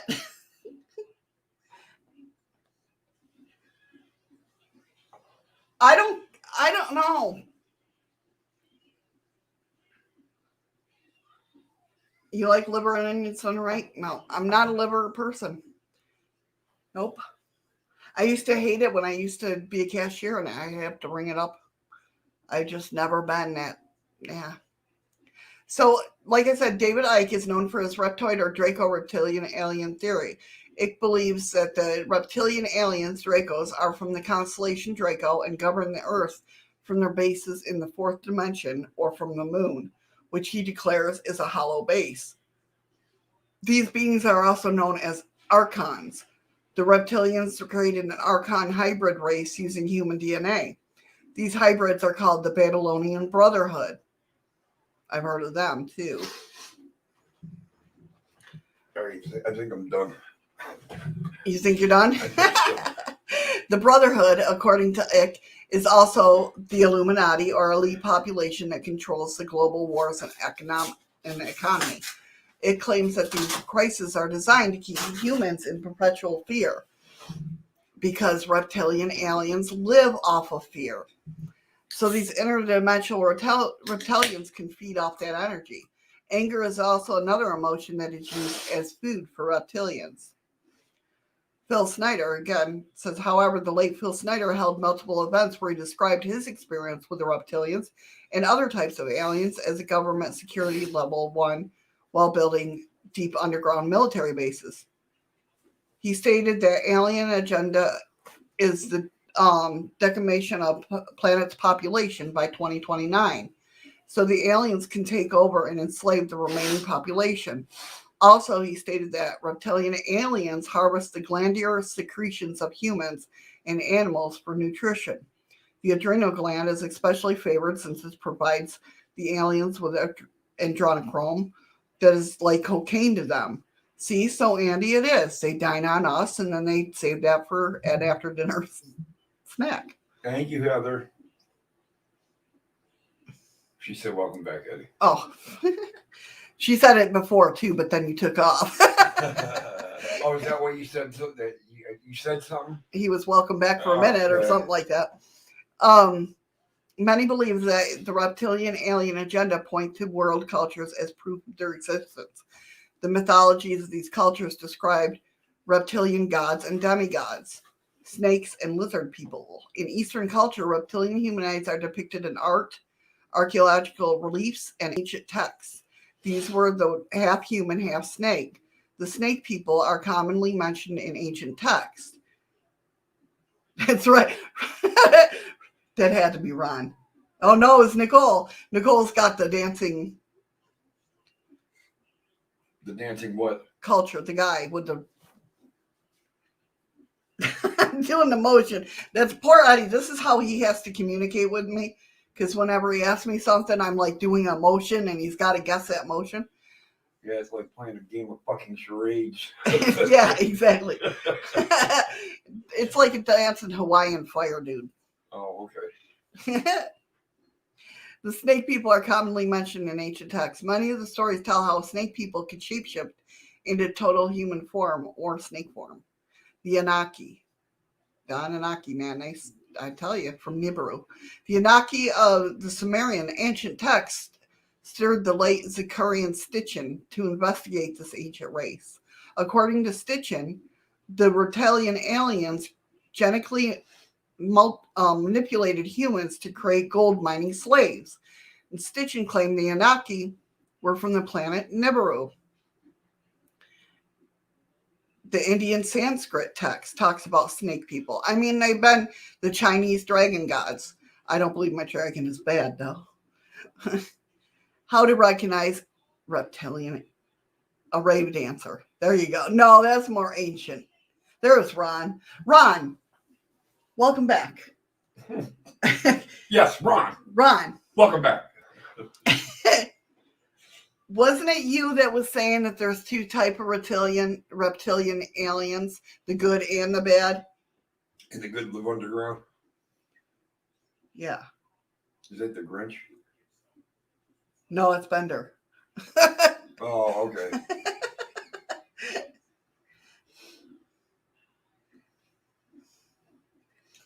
Okay. Ron, Matt, welcome back.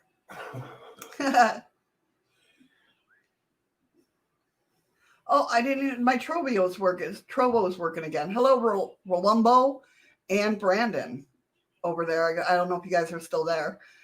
Okay, Sorry, I'm not used to my Trovo. My Trovo chat usually don't work. It was Ron that said okay, all right. Hey, Tommy. Hey, Tommy. How you doing? Nicole's dancing alien over there. Hey, I meant to shoot you a message, Tommy, to say how you're doing, but I got tied up in work and I haven't had a chance yet. I might shoot you one later, though. So, some people believe that reptilian aliens are more spirit than flesh and blood. In this form, the reptilians can possess those who are descendants of their genetically altered bloodlines. A few ways to recognize these type of reptilians include the reptilian eye change. Who tied me up? Huh? Oh.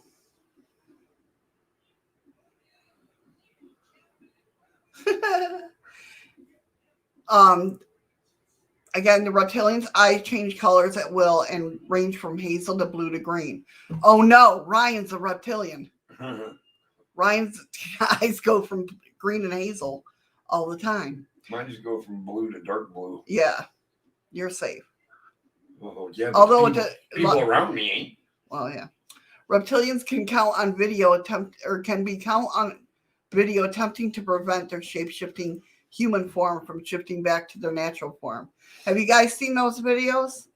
Maybe next week I'll do a bunch of videos on shape-shifting reptilians. Reptilians have lower blood pressure than humans. Well, I'm not reptilian because my blood pressure always is high. Mine's always the same. Does that mean? Oh God, no! I'm not even going to read the next one.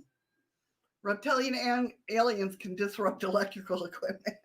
Yeah, you can do that. I swear to God. Guys, keep an eye on my eyes. If they start changing, you let me know, will you? There's no bullshit. When she starts getting upset and angry, lights will turn off. Shit will just shut down. Reptilian. Kundalini, yeah. My Kundalini's opening. Shut up, Andy. Maybe I am reptilian.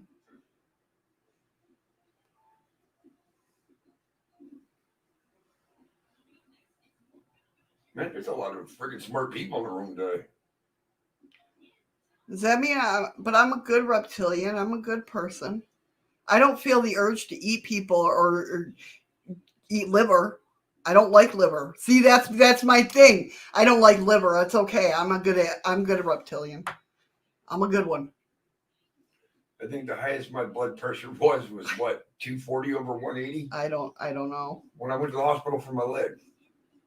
Did you even think of a word, Missy? I need a couple of seconds, Well, I'm just saying. See, Patrick loves liver. He's a bad I like liver too, but I'll never be able to eat it. She won't. I don't even think she'd be able to stand the smell of it. Nope. That's like me and Holmes. You ain't cooking no goddamn fish heads when I'm in this kitchen. Maybe it's not you that you don't like liver. Could be you're allergic. That could be freaky geek.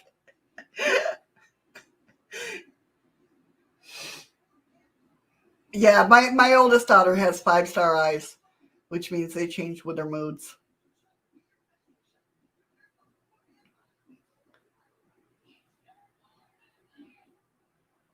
Sounds like mine. You must the eyes. See, mine are usually a pretty light blue, but the madder I get, the darker they get. Yeah, let me see if I can pull it up. Why not? I already got a diamond, so I got a copyright strike anyway. Huh? Not a strike, but a copyright claim. Every time you get a diamond? Yeah. Oh, Christ, you got a lot of them then. I know. That's why I said most of my videos will never be monetized if I ever get to 1,000. What am I looking up? Oh, Yeah, especially with onion. Caramelized onion and liver.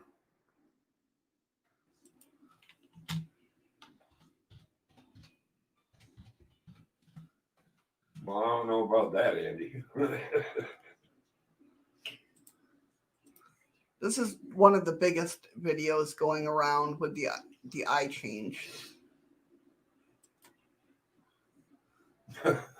No, Nicole, them are just dogs.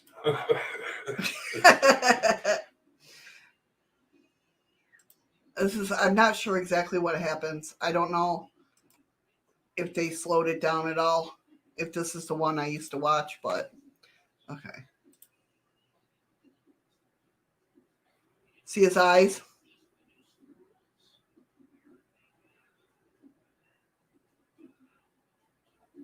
I think that's bullshit, though. Oh.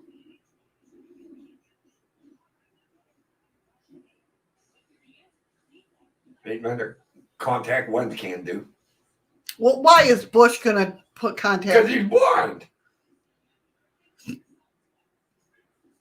How many times do you see him sit at the White House behind his desk and have to have glasses on? Oh, I thought you meant putting reptilian eye lenses or eye contacts in. But see how that eye don't change? It does. Oh, there it goes. Yeah, I remember seeing this. What the hell was it on?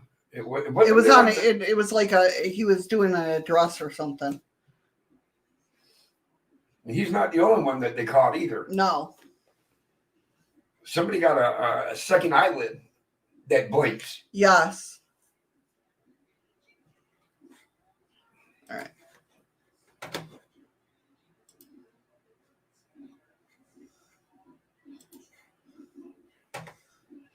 Let me see if I can find that one.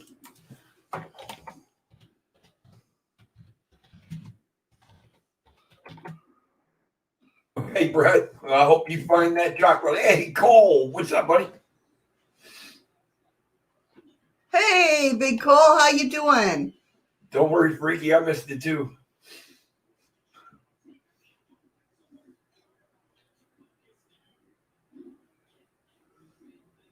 Well, I don't think they had digital when he was in office. No.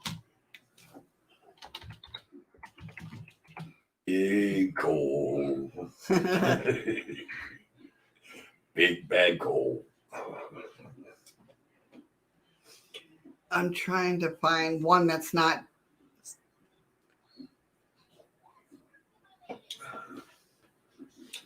Doing good here, Cole. For the most part.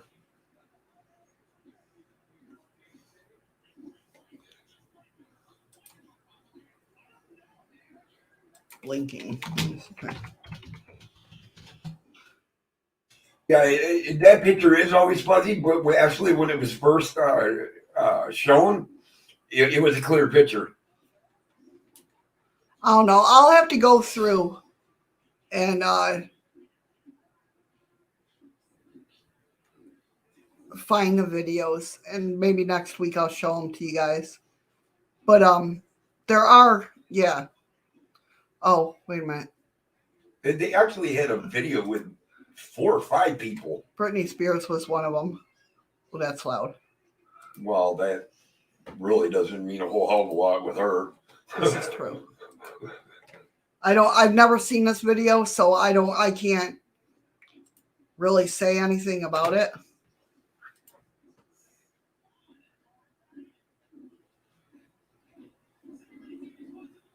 She didn't look like she cross-eyed. Well, yeah. See?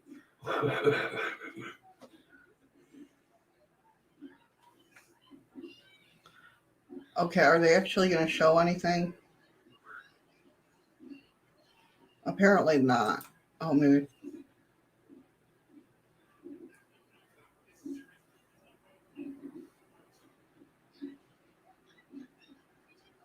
Okay, that's creepy. I will say that's creepy.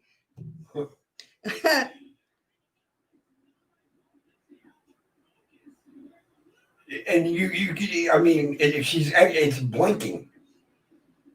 Yeah.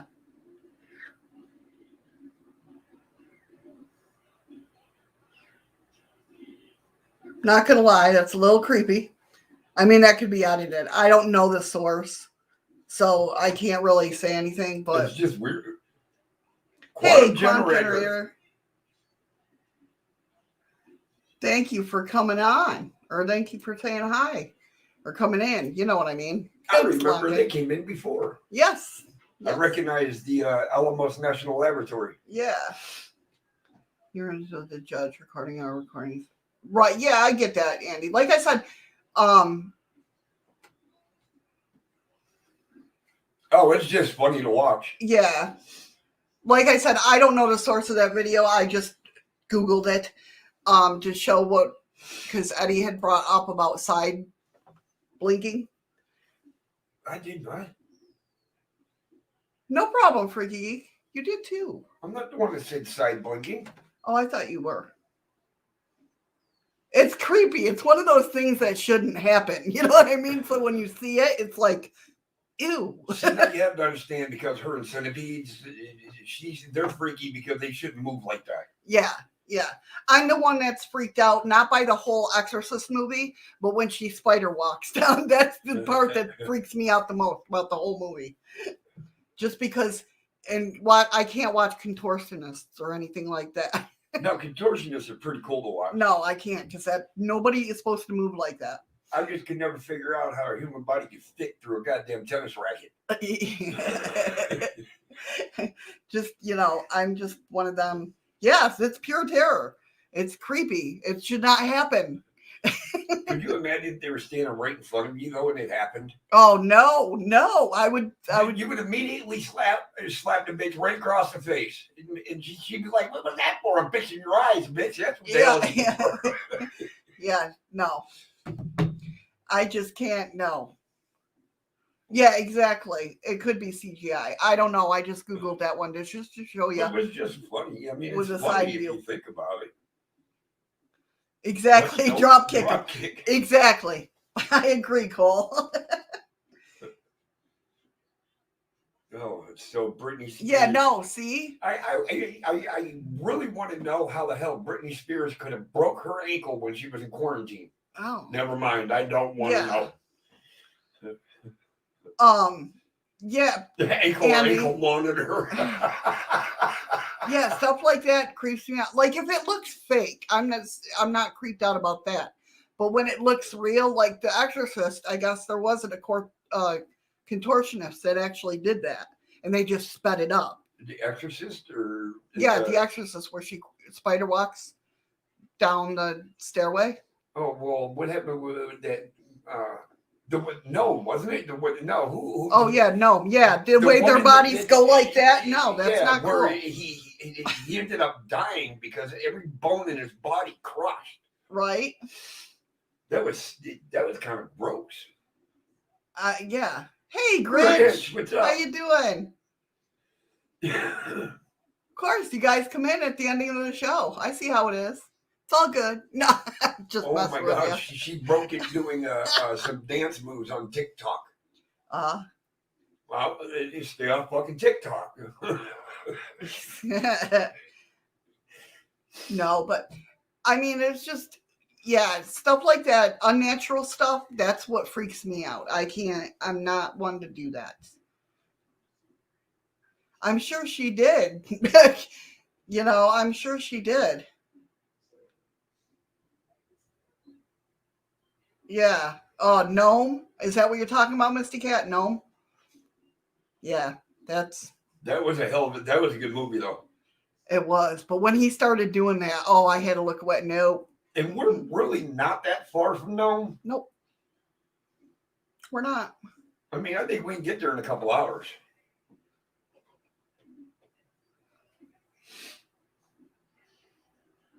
Not a couple hours. Well, the way we have to drive through mountains and shit. About a couple hours. No, it's past. You got to go north from Anchorage. So? Whatever. No, we could probably catch a jump flight from here to there in But reptilian. Oh, go ahead. Sorry. about an hour. Yeah. But reptilians, of course, have been around for a long time. Whoa, wait a minute. Patrick, what do you... Thank you for the ice cream. What's Patrick trying to say? What? That was what happens when you get old, Eddie. Poor Brittany. Because she snapped her ankle while doing moves on TikTok. But I think I'm older than she is. Well, yeah, you are. So don't do those moves. Well, I didn't. Because you'll probably break more than your ankle. Oh, really? It took really, me 3 Missy? times. That's the one. I don't know if you probably weren't here when I told the story. You remember that old TV show Fear on MTV? Yeah. Where they used to send the people out with the cameras facing them, and that they had to go do different things. I used to love watching that show. And when I watched it, well, Sid comes in the room throwing diamonds. Thank you so much, Sid. Oh, Cole, I know the two-step, the fireman. You know, I know all of them dances. Thank you so much for the diamond, Sid. How you doing? No, not Fear Factor. I hate Fear Factor. That's with Joe Rogan, wasn't it? Yes. No. Yeah. Fear Factor was Joe Rogan? No, not Fear Factor. It was just called Fear. And they would send people out, and they put them in a room at Waverly Hills, and then they'd send them out by themselves to go investigate and do this, and they would tell the story of what happened in that room. So they had to read the story while they're in the dark by themselves. Weren't they getting watched through like a two-way mirror or something? No, not a two-way mirror. They had a video camera pointed at them. Oh, and there was a live and then feed. There was pointed. So Fear Factor that used to be my favorite show because you get freaked out, right? And it was on at midnight. And I remember it came down at midnight. And when I watched it, I would have all the lights off, but I'd have candles going. So I'm sitting in the recliner, which was right by my door to go outside, right? And I'll never forget it because if you don't know the story about The Exorcist, the spider walk was in the original movie, but they didn't show it in the original movie because they thought it would freak people out too much, which it did, me. But so when the second one, the remake came out, right? And they used that spider walk. I'm sitting there watching Fear with the lights off, candles going, in my recliner, right by my freaking door, when my best friend's husband starts pounding on my door at midnight, scared the living shit out of me. And he's like, Miss, you got to come see this. Because he knows I hate stuff like that. He's like, because they lived across the hall from me. He's like, you got to come see this. I'm already a freaking nervous wreck. And then he makes me watch the spider walk. And I'm like, that is so not cool. Cole, that's not a guilty pleasure, man. I learned how to square dance when I was 8. Yeah, Eddie's a square. And he can ballroom dance. I did teach him how to ballroom dance. Remember we were doing the ballroom dance? Well, you don't remember it. See, it's nothing to him. If that's what you call it. Yes. Well, not ballroom dance. He knows how to waltz. It was like a fancy two-step. It's not a fancy two-step. It was a freaking waltz. Brett, be safe, buddy. Thanks for coming in, man. Thank you so much for coming in, Brett. I appreciate it. In Silent Hill. Was there? Spider thing in it. I don't remember one. There very well could have been. There was a lot of creepy shit in Silent Hill. Well, that's true. That big freaking pyramid dude scared the hell out. I don't even know why. I don't know why that would scare me. hands in your pocket. You got your hands in your pocket? I know, my hands are right here. What are you doing over there? It's mine. I can watch it fast as I want. Yeah, well, yes and no, freaky.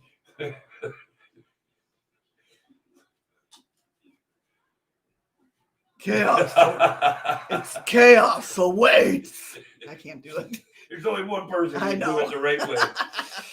And I'm just thinking he can do it like because I swear to God. He's the one that brought it. He's the one that started it. Right. Well, yeah, definitely. I swear to God, everybody thinks of Mike Myers when they see that mask. I don't think of Mike Myers. No, it's Sting. Yes. The wrestler. When he turned to the crow. Sting. Yeah, Silent Hill is a freaky ass movie. And that's when we first moved to Alaska. We had one of those. As a matter of fact, Eddie got a right on, Grinch. A video. There you go, Grinch. Oh yeah, on my channel, I've got a very short clip, and I call it Silent Hill Valdez style. Yeah, when we first moved up here, we had a day like that, and I walked out to have a cigarette. I'm like, oh my God, I moved to Silent Hill. Well, you can actually watch the fog rolling in, and it got thick. And of course, Silent Hill came from the known town in Pennsylvania where the garbage is burning off or under the land, which is very weird. And I will not go to. Speaking of which, we'll have to cover that. We'll have to talk about that story one time about that hole in the desert that keeps burning. And I got my theory about why it keeps burning. Okay, yeah, we'll definitely do that. Fridays, Cole. Friday. Fridays is my readings. My tarot readings. Sorry about yesterday, guys, that I wasn't live. My body was so screwed up from working. I came home from work, sat down on the couch, and just crashed out. Didn't even go smoke another cigarette. No, nothing. Eddie was sleeping. Eddie was working his ass off the past couple of days. So. And then I laid down on the couch and just went to sleep. I woke up at 2:30 in the morning, and I stayed up. Centralia. That's it, in Pennsylvania. That's what Silent Hill's based off of, is that place. Yeah, so I got up at 2:30 in the morning, woke up from my nap at 2:30 in the morning, went back to bed around 5, and sorry, it's Chaos's fault? Is that what you're saying, Cole, in a roundabout way? I see you winking there. No, no worries. No worries. Oh, I was going to say something. What the hell was I going to say? Patrick, see, I know I'm not getting old. This old man can still work 2 jobs. only for a day or two, and then I'm done. Oh, it's buffering? Is YouTube buffering for you guys? A little bit. Little bit? Yeah, my camera is, it'll have a delayed reaction, but it's like a quick one. Gotcha. See, I can't see that because I'm not. Right. I'm looking at OBS. Patrick just laughed out loud. Well, yesterday I worked from 6 in the morning till 2 in the afternoon. And yes, I had a break, but then I had to turn around and be back to work at midnight and work till 8 o'clock in the morning. And now a lot of free time for Missy. And now I'm still sitting here doing the show. Bye, Lisa. Thanks for coming in, hon. Thank you so much, Lisa, for coming in. I appreciate it. 5G. 5G. Actually, they're putting 5G towers in around here. Which is surprising. Because let me tell you, working at the hotel, that's the biggest complaint from guests. Is our internet. Wi-Fi is not strong. Well, you know what? We live on an island that has everybody connecting to one tower. And that tower is a long ways away from here. Yes. So I'm sorry about your Wi-Fi. I don't know. You calling it or you? Yeah. Okay. Well, before she calls it, We'll talk next week about the rest of the aliens here, and I shouldn't have done this at the beginning of her show, and I apologize to you that I did. But for everybody that wasn't in the room, you'll shut up. Okay, I didn't say anything. See how he tells me shut up? I seen the. But for everybody that has come in the room since we started, I'm going to post a link, and it's to Sarah. It's Paranormal in the UK. It's Sarah and Scott. It's an interview with Danny Moss, who's a very well-known paranormal hunter in the UK. And during this interview, Sarah and Scott will post something that they caught in their own living room, and it was validated. So if you guys get a chance, go check out their channel. Go check that out, that link. And I shouldn't have done it at the beginning of your show. I should have done it at the end. That's why I said I was sorry. Oh, no worries. But now, at that note, I want to say fist bumps and hugs. Stay strong, and I'll talk to you guys tomorrow. And there's the link to the dlive. If you are on dlive, get on over there. I just put 200 lemons in the chest. Let's go ahead and get them out to people. So hype up that chest. Hype it up, people. Let's get some lemons going. Also,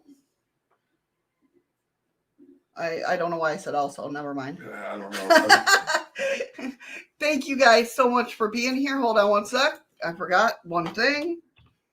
Hey, take it easy, Cole. I'll probably run into you in somebody's feed. Oh, what's up with that? Did he just say later chaos and not later shadows or Missy? That's so wrong. Freaky geek. I see. Have how a good it is. day. Thanks for coming in, buddy. You do realize this is the Shadows of the Moon show, right? Heather, thank you. I'm glad you enjoyed it. With just a little bit of chaos. With a little bit of chaos, not the whole damn thing. Cole, I'll probably catch you in the stream somewhere along the way tonight. Why am I accepting? What am I accepting? Oh, okay. That's it, Shadow. Just stole all the goddamn lemons. Ain't nobody getting any. That's what it is. See, why does it do that? This makes me so mad. Nicole says, boo, she's over in Restream now. Don't do that. You scared me. Freaky Geek says, but live is dull without all the chaos. Why is my credits not working? Well, because it's your computer. Ay, they. Are they going? No, they're not. Nope. Why is... Well, no. Yeah, no, the background's there, but they're not. I promise I'm... Hit it with a bigger fucking hammer. Yay! Thanks, Ron. Oh, thank you for the ice cream, Ron. So just so you all know, in the links, she has her PayPal posted. We're going to need help because I think she's fixing to bust this goddamn thing. No. I don't know. My credits apparently aren't working today. So we're just going to do the lemons. Are you guys ready? Are you guys ready for the drop? Thank you guys so much for being here. I appreciate it. You guys mean the world to us. You really do. Yeah, absolutely. I love hanging with you guys every day, and it sucks that that I missed yesterday. I hate missing days with you guys. I did press the button, so if you guys do not see it pop up, hit on that chest over on dlive and get your lemons. Get paid. Get paid your lemons. Oh, what a shift. God damn it. The Ramones are awesome. I will say that. The Ramones are freaking awesome. All right. We got some lemons handed out. Patrick got 72.7. Ron got 42.2. Nicole got 30.8. Heather got 24.6. Freaky Geek got 20.8. Nice. Hey, Cole. That's one thing I love about it, though. Those lemons get paid for watching. Ha! Who does that? Anyway. Cole, I copied what you said, and I'm Freaky with the diamond. Chew down. And I'm going to send that to Scott. Heather with a lemon. Oh my goodness. Thank you, Freaky, for the diamond. Here comes lemons. Heather, thank you for the 8 lemons. You are awesome. Thank you so much. Just popped over to subscribe to Danny. Who the hell's Danny? Oh, Danny Is Moss? that Cole? Danny Moss? Oh. Yeah, I know they are freaky. I know. And they know we were live. They know we'll no, that link I posted, that's not them live now. No, they're saying that they are live because we're late. Oh, yeah. Well, no, they went live oh, that's right. a little while ago. That's right. But that link that I posted is from, I think, 2 nights ago. Unless I screwed up, I don't think I did. I think I grabbed the right link. Yeah, I hope you grabbed the right link. Scott didn't say anything earlier. He thanked me for sharing it out. Yeah, that's true. That's true. I don't know. Yeah, Freaky. That person that they're having an interview with, his name's Danny Moss, and he's very well known over in the UK for his paranormal investigations and that. And during that interview, you will see that there was paranormal caught on camera in Scott and Sarah's living room. And it was validated by Danny Moss that they definitely caught paranormal activity. Yeah, that's pretty cool. What they caught was very pretty cool. It was very pretty cool. I don't know what it was. And you got to now stop and remember there's going to be 2 of them. One is in real time, and in the blink of an eye, it's over. The other one, they slow it down, and it seems like it takes forever, but you'll see on the slower version of it, it almost looks like it has legs and it's walking. Yeah. So if you guys get a chance, go check it out. All right, guys. We're out. So much for being here. Like I said, tomorrow is, what is tomorrow? Thursday. Thriller Thursday, talking about cryptids, legends, and lore. I will, Cool. And yeah, thank you guys so much for being here. I appreciate you. We appreciate you so much. We love you guys. And remember, find something today to make you smile with your eyes. We love you guys.